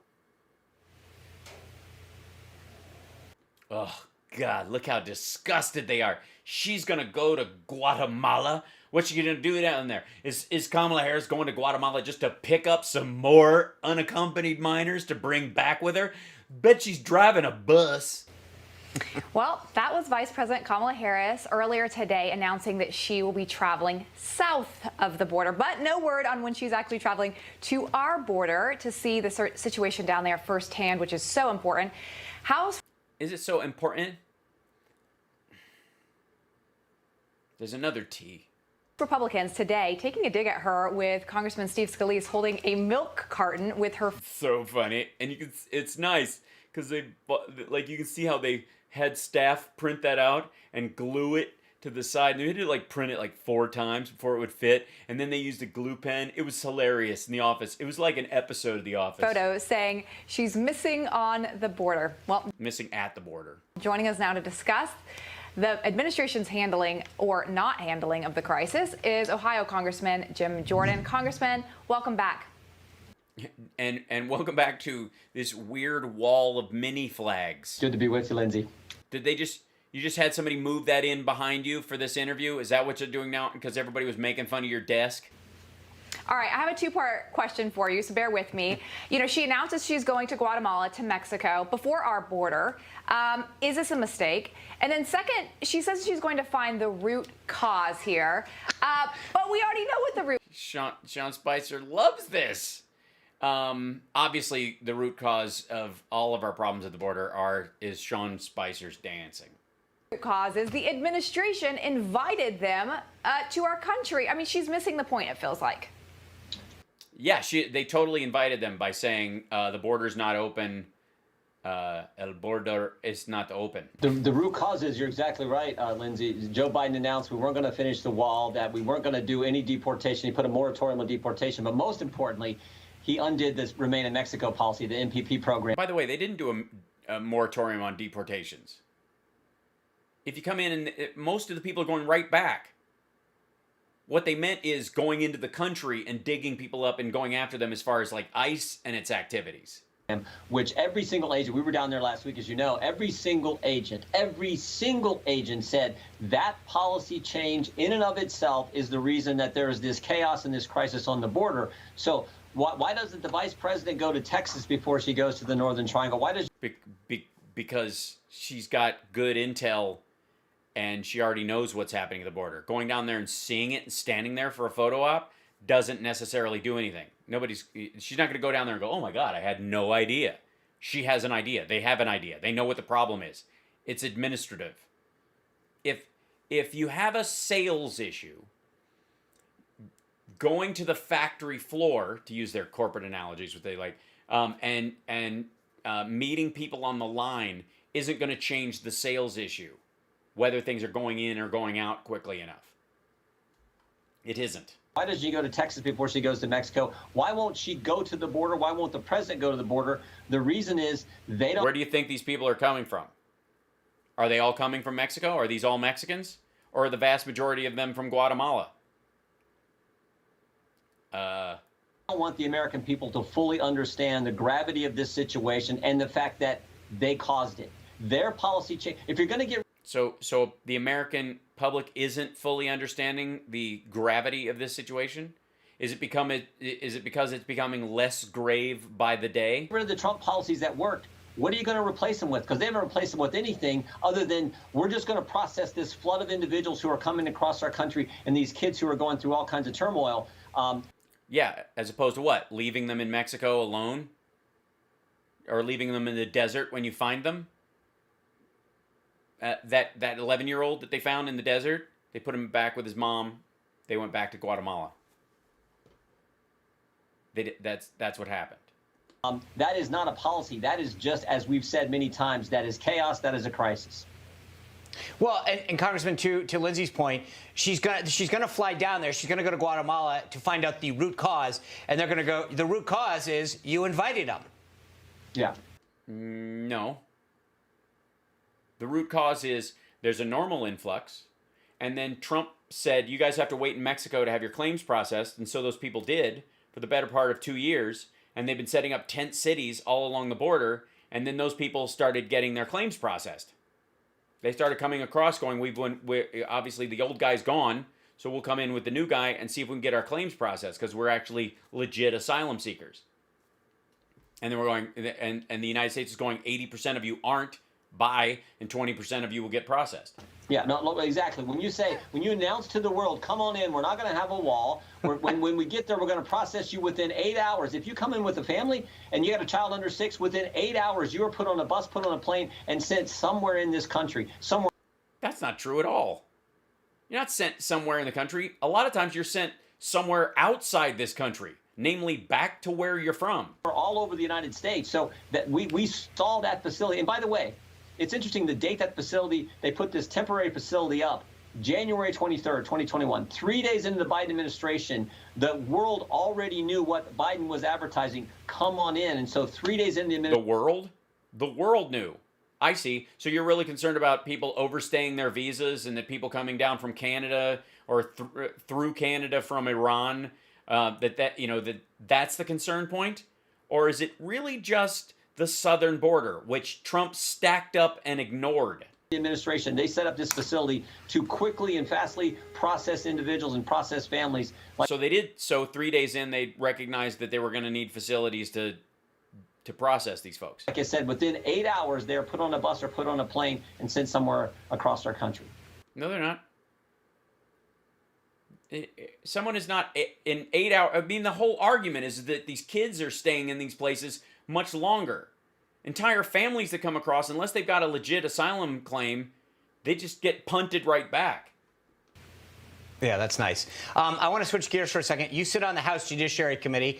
You guys voted on a bill today that establishes a commission to look at reparations for descendants of slaves in this country. Oh, my God. Is there anything more frightening for these three people? Tell us about what went down, your stance on the legislation, and where this is headed. No, great thing. We're actually going to deal with that here late tonight. We're still walking through this markup, Sean. But yeah, that's scheduled to happen soon. That bill establishes a 15-member commission to look at reparations. Now, interesting. Here's who makes up the commission. Speaker Pelosi appoints 3, Senator Leahy appoints 3, and President Biden appoints 3. And then the other 6 have to come from organizations that support reparations. So wonder what their conclusion's going to be. They're going to take money from people who were never involved in the evil of slavery and give it to people who were never a part of the evil of slavery. I have a feeling that Jim Jordan is jealous that he was never a part of. Makes absolutely no sense. It makes, I mean, a commission makes a tremendous amount of sense. Whatever the commission comes forward on, it's still going to have to go through the Judiciary Committee, which is not made up of people that are half chosen by the Biden administration and half chosen by, NGOs. But again, this is just how radical the left is today. Understand, the last 6 weeks in the House, they have passed radical legislation that would dramatically change election law, that would dramatically change gun law, that would dramatically change immigration law, that would dramatically change police law. I'm starting to get excited. That would make D.C. a state, and now that also fun. This law, which would give reparations, all that's coming through the House. And as your previous guest, my colleague and friend, Mr. Comer, said, let's hope Joe Manchin and Kristen Sinema keep their word to their constituents and don't change the filibuster. Well, why would all those things be stopped by the filibuster? What are the primary problems that you would have that would require a filibuster to stop them? How popular are some of those things, if not all, with your constituents? Because I'm going to guess it's somewhere in the area of 60-40 against. But that 40%, it's not lockstep zero that the way the Republicans are going to vote on it. Sure. Congressman, I want to switch gears here for you a minute. Talking about liberal agendas, we have seen cancel culture at its best lately. Yeah, tell us about that, man. Major League Baseball, don't get me started. With large corporations, the MLB obviously canceling the All-Star game out of Georgia. Jesus Christ. Cancel culture. Because of Georgia's voting laws. Yeah, because of that. Oftentimes people on the right, conservatives, say, okay, we're not going to play the boycott game. We don't do that like the left. But at what point is the... Yeah, at what point do we recognize that it's a functionally useful strategic way of dealing with a problem and start participating in it and stop saying that anybody who participates in it is some sort of commie? Right point to engage, because if Republicans... And I think you're right. I think she did mean to say cancel culture at its worst. Republicans don't boycott the MLB, then it feels like there's no consequences for them. So well, I mean, there's obviously consequences for people who live in Riffle, Colorado. Where is the line here ultimately? Well, maybe it is time for that. I've seen some good conservative folks that I have a lot of respect for write columns about maybe it's time we actually do boycott some of these corporations. Please do. Yeah, don't show up. That would be the first way to do it. Like, I recommend that anybody, especially deep-seated Trump and, Trumpsters and maggots, I recommend you guys boycott almost everything. Strip malls, airplanes, anywhere that required a mask at any time during the pandemic. Don't go there ever again. Concert venues, sporting events. Just understand that, any NCAA game, like, I know I'm looking forward to the empty seats next to me for the elbow room. But I mean, I think it's best. I think you guys should crank up that boycott machine and just stay home yelling at the television, or in this case, at your laptop. But I think we need to understand the big picture. The left controls everything. The left controls. Oh, good. Congratulations, guys. Apparently, we control everything. Everything. So the next time you start bitching about chemtrails controlling the weather, yeah. Controls big media. The left controls big tech. The left controls. They control big media, big tech. That's don't say the left controls big media and big tech to people who are on on Newsmax, which is not big tech and is not big media. That's rude. Jim, you're in their house and you're telling them that they're not big tech on their YouTube channel. They're not big media. They're shit media. Controls big government. The left controls big sports. The left the left controls big government? How much was the Trump military spending? What was the deficit? Controls Hollywood. The left controls higher education. But the left controls Hollywood and higher education. Well, I mean, we do now, as far as Hollywood, now that, people like Weinstein have gone to jail. Now we're kind of controlling it. There's an argument that his behavior's quite right-wing. But the one entity the left doesn't control. Oh, what is it? Vending machines. Tile manufacturing. Big and tall shops. What is it? Oh, God, what's the one thing? I got to take it over. I know we got to take it over, guys. State government. State government. That was my next guess. Yeah. And that's where we really have to push back. And there's no finer example of that than what Governor DeSantis and the legislature in Florida are doing, pushing back on passport vaccines and passport vaccines? Wait, my passport now needs a shot? Shit. All this other vaccine passport, all this different... yeah, okay. Both? Things they're doing, standing up to big tech in our state. Yeah, DeSantis is totally standing up to big tech. I mean, there are no big tech firms down there. I think the biggest tech thing in Florida is the app they give you on a cruise ship or the one that helps you around Disney World and Epcot Center. That's pretty much it. Is there gator tracking? Do you gator track? Is that a thing? It's got to be. I mean, if you can follow Mary the Shark on Twitter, you should be able to follow alligators, right? State. We had our legislature override a Republican governor who had curfews and everything, all kinds of decisions he made relative to COVID. You mean to try and save lives of people in Ohio? I mean, why would you? I mean, obviously you would fight that because you've been pro-opioid overdose. State legislature overrode the governor's veto of a bill that now gives the legislature more authority and power in making these decisions as it should have been from the beginning. So that's where we really have to push back. States in our federalist system, in our 50-state system, Cool. So, by the way, if you're within the sound of my voice and you live in a state where, the state legislature is like 60-40 Republican, this is your time. Run for state legislature. It's not as expensive as running for, rep or state, for the Senate, but running as a state house or a state rep, state senator, it's a good way to do it. Join the legislature. It's low rung as far as expenditure. And if you gotta, if you're chatty like me, I say go for it, especially if you're in the Ohio area. They have to, particularly the ones where we have complete Republican control. Huh.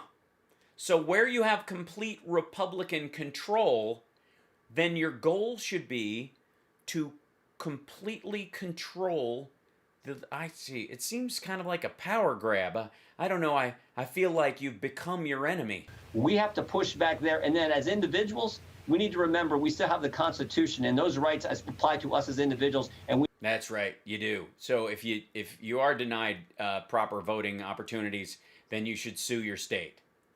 We need to exercise and speak out against the cancel culture every chance we get. Yeah, we should speak out against the cancel culture, and if that doesn't work, feel free to boycott, because conservative writers have told me this. So what is your advice to leadership, right? So these corporations all sign these letters saying that they're not going to stand for these laws, which frankly make it easier to vote and harder to cheat because none of... Is that what they do?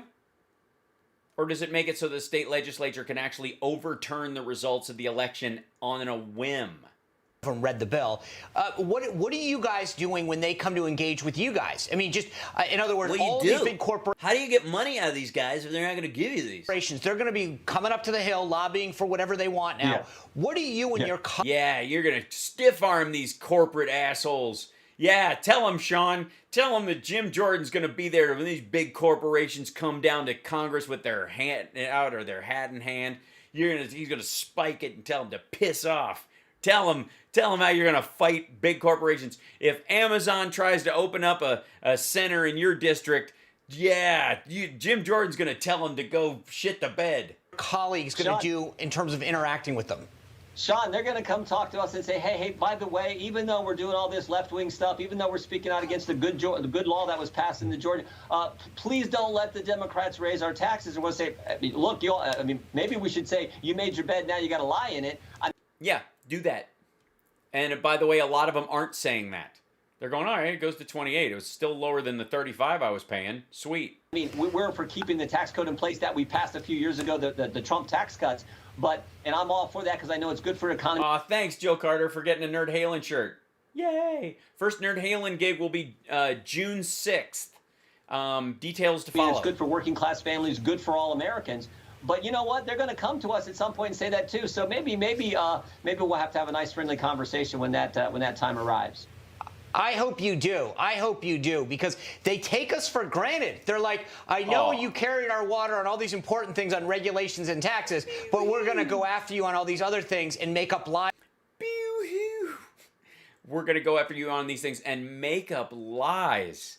Corporations making up lies about politicians? Koch brothers who? Lies about you. So I hope you really do, and I know you will lead that effort, no doubt. Yeah, he's definitely going to do it as a representative from Ohio. They need to remember that famous line, Republicans buy sneakers too. Wait, that was the bailout point?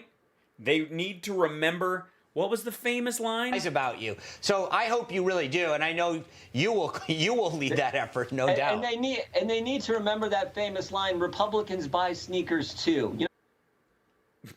Yeah, but for a different purpose. Obviously, Democrats buy them to exercise and play sports, and Republicans buy them so that they can't be heard in the bushes outside a stewardess's window.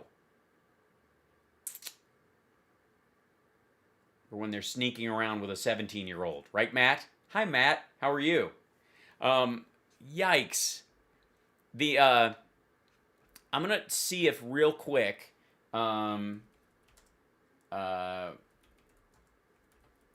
if we can, like, in this... whoops. Where am I going? Hold on.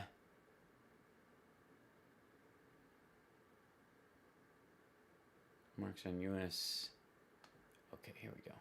Dunk. Just to do this real quick. I won't do the whole thing because it's long, but I think this would be kind of fantastic. Here you go. Let's end with some real governing. By the way, a lot bigger than Marco Rubio's set. That's weird. And I know, granted, this is all CG because Biden's not allowed in the real White House. This is obviously an Amazon fulfillment center. Good afternoon, everyone. Earlier this week, I spoke with President Putin of Russia about the nature of our relationship, the relationship between our two countries. And I was candid, respectful. The conversation was candid and respectful. Two great powers with significant responsibility for global stability. And President Putin and I have had a significant responsibility to steward that relationship. I take that responsibility very seriously, as I'm sure he does. Russia and Americans are both proud and patriotic people. And I believe the Russian people, like the American people, are invested in a peaceful and a secure future of our world. During the campaign for the presidency, I was unequivocal that if I was elected president, I'd respond to any attempt to influence our elections, the last election, and because elections are sacred. They're sovereign undertakings. They're an expression of the will of the American people. And we cannot allow a foreign power to interfere in our democratic process with impunity. And I told them if it turned out that as I thought, that there was engagement in our elections, that I'd respond. Later, during the transition, as we learned more about the SolarWinds cyber intrusion. And how much of a scumbag Paul Manafort is. I made clear that I would respond once we determined who had, in fact, conducted a hack on the scope and scale that occurred. When President Putin called me in January after I was sworn in to congratulate me, I told him that my administration would be looking very carefully, now that we had access to all the data, at the issues to assess Russia's role and then determine what response we would make. When we spoke again this week, I told him that we would shortly be responding in a measured and a proportionate way because we had concluded that they had interfered in the election and SolarWinds was totally out of the inappropriate. Today, I've approved several steps, including the expulsion of several Russian officials as a. By the way, as of today, they told them, I think last night, you gotta fuck off by tonight. Consequence of their actions. I've also signed an executive order authorizing new measures, including sanctions to address specific harmful actions that Russia has taken against U.S. interests. I was clear with President Putin that we could have gone further, but I chose not to do so. I chose to be proportionate. The United States is not looking to kick off a cycle of escalation and conflict with Russia. We want a stable, predictable relationship. If Russia continues to interfere with our democracy, I'm prepared to take further actions to respond. It is my responsibility as President of the United States to do so. But throughout our long history of competition, our two countries have been able to find ways to manage tensions and to keep them from escalating out of control. There are also areas where Russia and the United States can and should work together.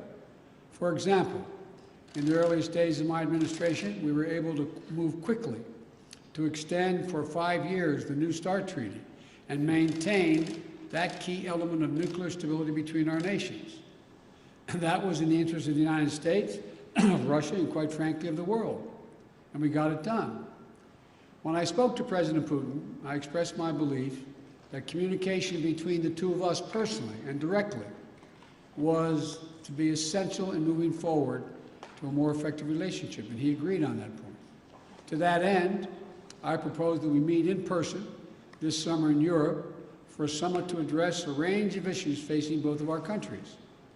Our teams are... And I suggest that you bring along Alexei Navalny, and we'll bring like 9 army medics. Discussing that possibility right now.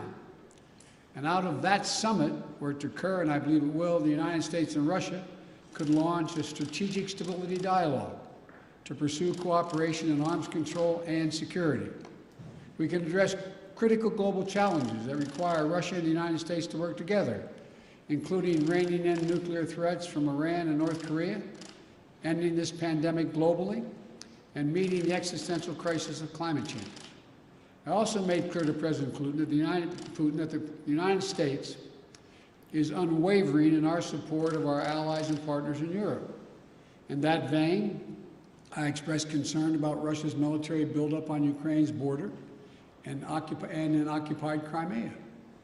I affirmed U.S. support for the... By the way, calling it occupied Crimea is no small thing. It's not just Crimea, it's occupied Crimea. Crimea is its own, it's part of Ukraine, it's part of their territory, and Russia is effectively trying to take it back. By calling it occupied Crimea, that's establishing that in terms of the United States, Crimea is illegally taken and still belongs to Ukraine. Trump would never say shit like that. For the sovereignty and territorial integrity of Ukraine. And I strongly urged him to refrain from any military action. Now is the time to de-escalate. The way forward is through thoughtful dialogue and diplomatic process. The U.S. is prepared to continue constructively to move forward that process. My bottom line is this. Where there's an interest in the United States to work with Russia, we should and we will. Where Russia seeks to violate the interests of the United States, we will respond.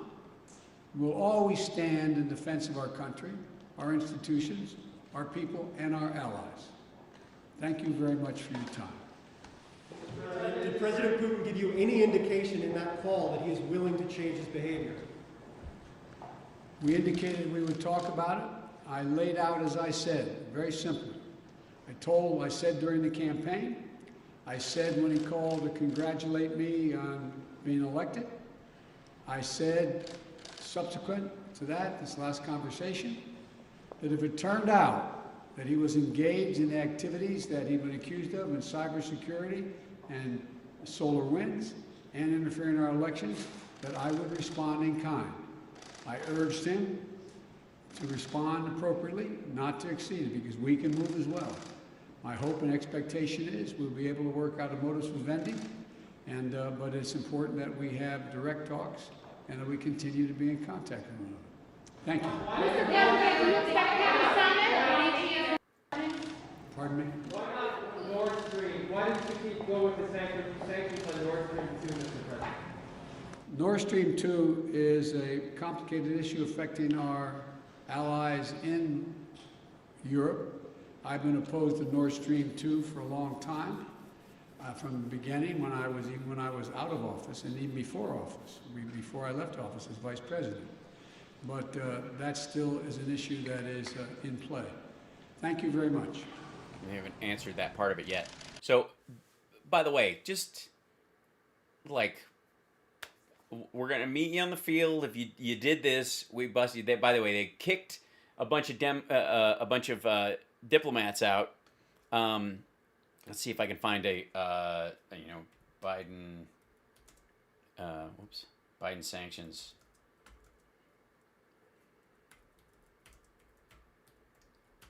List so I can put it up on the screen for you. Let's see. So this is So this is the paper that they put out in relation to it from the White House. Fact sheet imposing costs. Interesting way of phrasing it. For harmful foreign activities by the Russian government.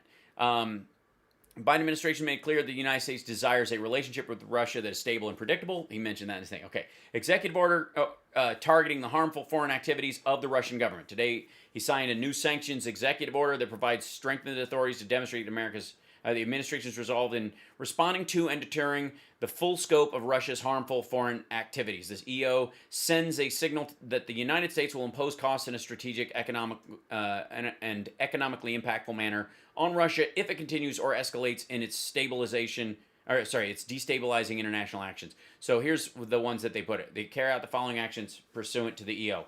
Treasury issued a directive that prohibits U.S. financial institutions from participation in the primary market for ruble or non-ruble denominated bonds issued after June 14th, 2021. Like,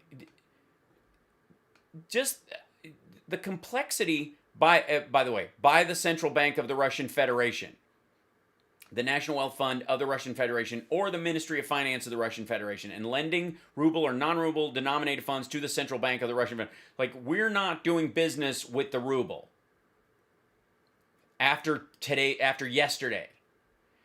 Treasury, for the time being, and while these sanctions are in place, Treasury designated 6 Russian technology companies that provide support to the Russian intelligence services cyber program, ranging from providing expertise to developing tools and infrastructure to facilitating malicious cyber activities. These companies are being designated for operating in the technology sector of the Russian Federation economy. We will continue to hold Russia accountable for its malicious cyber activities, such as the SolarWinds incident, by using all available policies and authorities. Do you have any idea what that statement, that part of the statement, using all available policy and authorities, has post 9/11 as far as cyber attacks? I mean, generally attacks in the United States, the reins have been off for 20 years anyways. But post 9/11, that little thing, by using all available, not, everything's on the table. This isn't everything's on the table. This is using all available policy and authorities. The amount of authority that the president has under his executive order to deal with this shit is enormous. Okay. Imposing additional sanction. Treasury sanction. Let me shrink this down. I didn't realize it was smaller in the thing. I'm going to move it over. There you go. Sanctioned 32 entities and individuals carrying out Russian government-directed attempts to influence the 2020 U.S. presidential election and other acts of disinformation and interference. This action seeks to disrupt the coordinated efforts of Russian officials, proxies, and intelligence agencies to delegitimize our electoral process. So this isn't just, by the way, if they tried to attack the machines. It's much broader. This includes the social media attacks and all that kind of stuff. U.S. government will continue to pursue those who engage in such activity. Not continue to sanction. Pursue those. I mean, you got to understand the language in this shit. This is based on an executive order. These are actionable, legally defined, like position points that have more meaning than just we're going to go after them. They're going to bring them to justice. Those kind of phrases, they mean something when you put them in an executive order.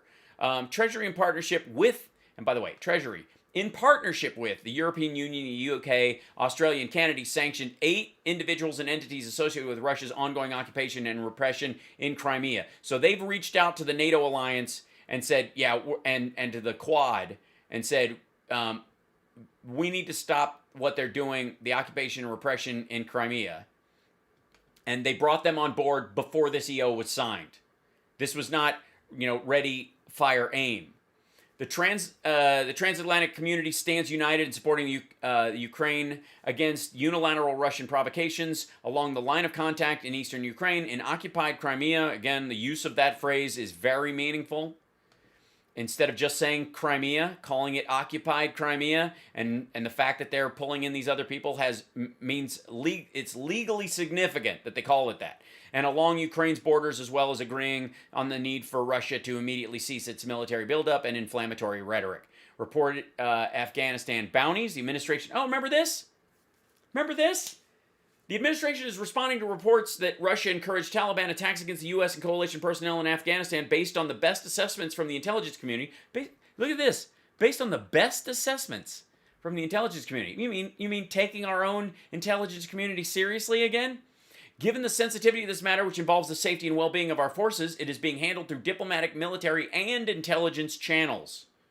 This is a gloves-off approach. The safety and well-being of U.S. military personnel and that of our allies and partners is an absolute priority of the United States. What was the America First shit when?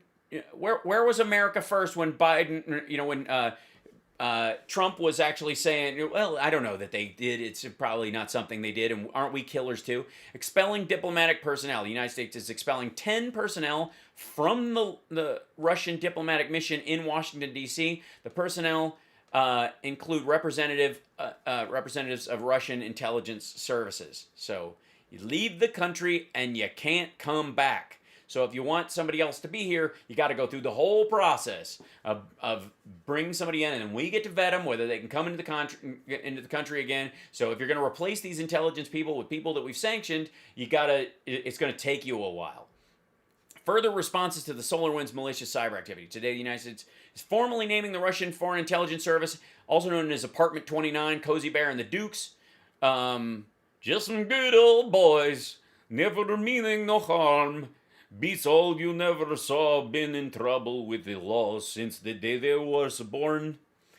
Now I'm going to get to straightening the curves, flattening the hills, fighting the system like a new modern day. All right.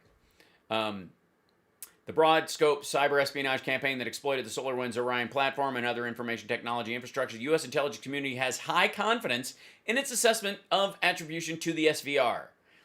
SVR's compromised SolarWinds software supply chain gave it the ability to spy on or potentially disrupt more than 16,000 computer systems worldwide. It ain't just us, people.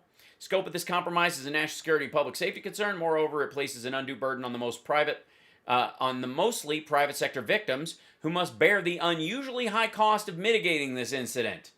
Friggin' commies, man. Let's see. Supporting global cybersecurity approach means we're partnering with other countries, including the ones aforementioned. continues to strongly affirm the importance of an open, interoperable, secure, and reliable internet. Russia's actions run counter to that goal, which is shared by many of our allies and partners. To strengthen our collective approach, first, U.S. is bolstering its efforts to promote a framework of responsible state behavior in cyber space and to cooperate with allies and partners to counter malign cyber activities. This means we're going to spank them. That means we're going to have our own hacker corps break into apartment 29 facilities that we're aware of and like blow the transformer on the building and have, you know, human wetworks people in the state destroying the electronic infrastructure of these places. We are also bolstering our efforts through the Marshall Center to provide training to foreign ministry lawyers and policymakers on the applicability of international law to state behavior in cyberspace and non-binding peacetime norms that were negotiated in the UN and endorsed by the UN General Assembly. Secondly, we're reinforcing our commitment to collective security in cyberspace. So we're working with everybody and our allies, including UK, France, Denmark, Estonia, into the planning for, this is a new one, and get ready to hear this in the right wing, Cyber Flag 21-1 will be the new Jade Helm, probably, which is an exercise designed to improve our defense capabilities and resiliency in cyber space. Cyber Flag 21-1 will build a community of defensive cyber operators and improve overall capability of the United States and allies to identify, synchronize, and respond in unison against simulated malicious cyberspace activities targeting our critical infrastructure and key resources. So they're going to run, basically, this is the institution of cyber war games between our allies and other groups so that when this shit happens, they'll be prepared. And they're going to run cyber games on this so that, you know, people will get used to the idea. So all these phishing expeditions where you find out that, oh, somebody got, you know, their email password phished and it allowed them to get into a state computer or private computer. They're going to run games on these things like security tests, and they're going to go to the companies or the states or the state legislatures and go, hey, guys, we ran this thing on it. We were able to break in your system 3 out of 4 times, and we're going to do all this stuff. You know, if we were able to do it, they're definitely trying to do it. So here's how to fix your shit. We're going to show you how to do this at taxpayers' expense, by the way. We're paying for this, as we should, to protect our businesses here at home and state governments, even if they don't care to bother dealing with this. Now, all the stories you hear about ES&S machines in Texas sending the votes to Spain and back, and you know, if you watch the Mike Lindell stuff I've covered, a lot of that, even though there's stuff in HR 1 for protecting the cyber integrity of our voting systems, are a huge part of this. This EO itself, using all policies and capabilities, all of that stuff is going to make it possible for us to protect our elections from digital interference from other countries. So that if they try and hack into, you know, the Wisconsin Secretary of State's office or the election board of Pennsylvania and mess with stuff, we will have a system in place between now and 2022 that will stop that, much to the chagrin of Republicans. Now, the thing they can't do is nothing about this. Yeah, human wet works, right. I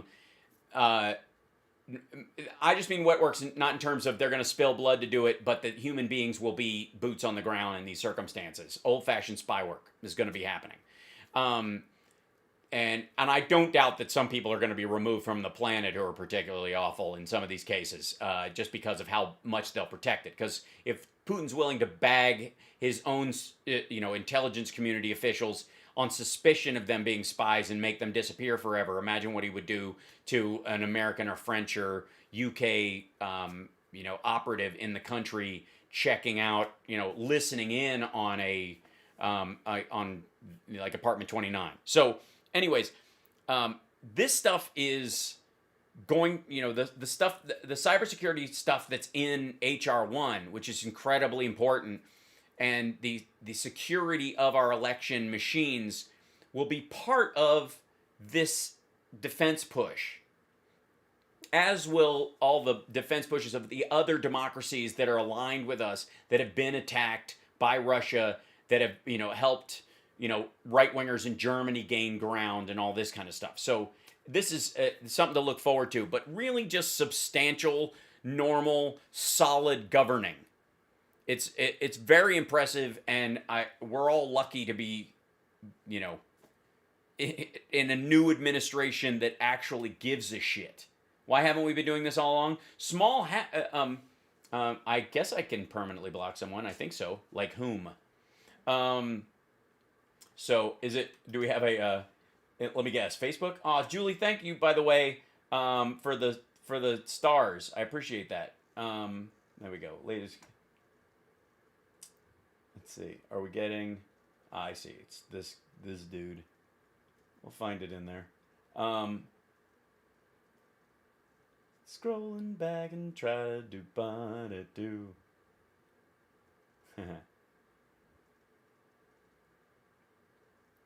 These guys. Pardon me while yeah. Hold on. Scroll. Just doing some cleaning, a little house cleaning. But in terms of like this legit, like the normal operative quality of U.S. government, there was a troll. I thought there was. You're right. I'll find it in there. Don't worry.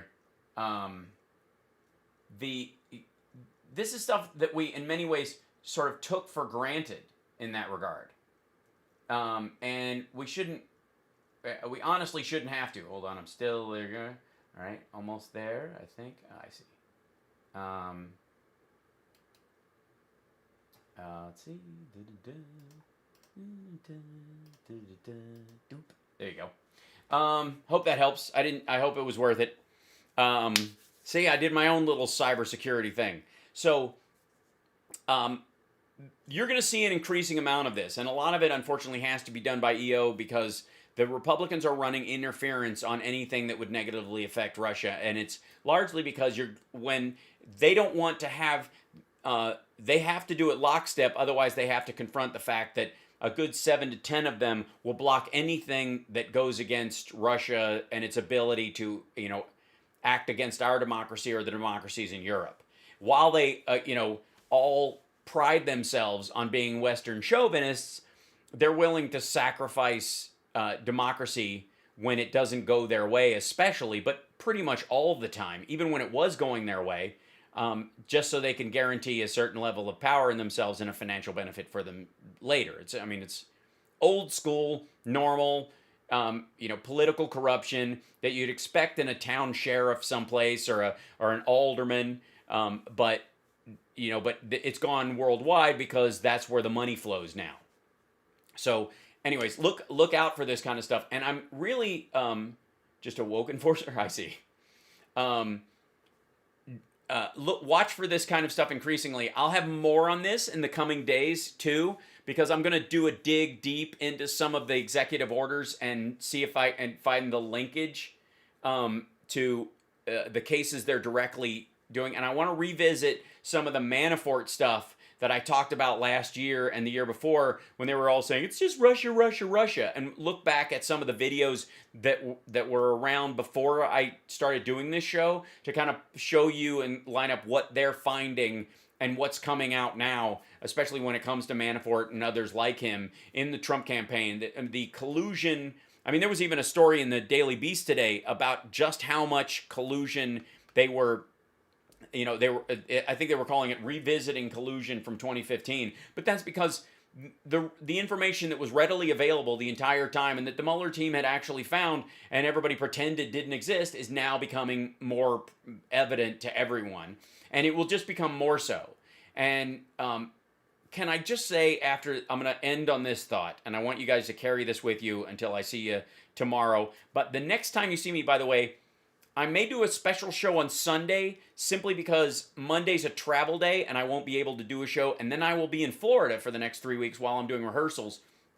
And I'm going to bring a version of the setup with me. I will hopefully have internet strong enough to do this. If not, I will find a location where I can go that will have internet strong enough to be able to do this. I think we're okay, though, in terms of where I'm staying. It should be just fine.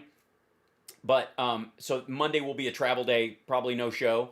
But I want you guys to fester on the idea, if you would, because there's no other word that kind of goes with the idea of Trump running for president, that one of the reasons Marco Rubio is saying, yeah, if Trump wins, he's totally going to be the nominee, is because Marco Rubio knows there is no Trump run in 2024. There isn't. The man is a mess. He's going to get worse. He's lost his taste for it. He's a bitter, like lazy, golfing, second-generation rich kid who'd rather gripe from his seat, and he can't handle the stress. He did not want to win the first time. I can speak. And in a lot of ways didn't want to win the second time, except because he hates to lose. Now that he's out, he's just going to stew in his own juices and bitch for a living. Because he's making money hand over fist doing it, at least for the time being. He might throw this idea that he's going to run again many, many times, but there is no firebrand Trump from 2014, 2015, after 4 years in the presidency, that shows up middle of next year and starts giving rallies that are just off the chain and light a fire under the QAnon people again. It ain't happening, folks. It's not. I'm telling you. He's lost. If he ever had a taste for it, he's lost it now. And I would arguably chalk it up to COVID brain on a lot of fronts. Yeah. He's going to sell this bullshit, and other people around him are going to sell it because they're going to want to step in when he decides not to run. They want to be the person most friendly to Trump. So the people who say if Trump runs, he's the man, from Nikki Haley to Marco Rubio and others, are playing a political game because they know that raises their chances if he doesn't run and they do. That's what they're going with. That is 100% where they're coming from. None of them believe he's legit. Amy, my mail is being forwarded, but not yet, but thank you. It's on its way, as I understand. Hal, I got a question. Wait, that scrolled by really fast. Question, how is the USA standing up to China? How is the USA standing up to China currently? Well, we still have a bunch of tariffs in place that we've had before. Our trade deficit is lower. I mean, we're not reopening negotiations. We're not going forward with the deal that they signed. Which part? Business is down in China. Yeah, he's a septuagenarian that drinks 12 Cokes a day. He's a mess. DeJoy is delaying my T-shirt, clearly. Yes, China is very much yesterday's news in a lot of ways, because you have to understand the rest of the world isn't that interested in doing as much business as they were doing with China in general because of COVID. Shipping is already down from the country, and even as it comes back, watch for when you go to IKEA, a lot of stuff not being made in China, but being made in the Czech Republic and other places. There's going to be a genuine increase in that kind of stuff. You can see a lot more made in Mexico. You're going to see a lot more made in Vietnam and Taiwan, and that's going to increase. And China's dealing with those ramifications now. So and they're also, because of it, becoming a more isolated financial entity. There's a lot less of their money flowing out and back in. So the rich people are trying to bail out. You'll see a lot, like Jack Ma and others disappearing for a few weeks before they show up again and start towing the line. You're going to see an increasing amount of that as they tighten, their borders. It's just it's the cost of having an isolated nation, essentially. So I think that line fell asleep. Thanks, 500 loops. Congratulations on getting it. That's awesome. So I will sign off. I will see you guys later.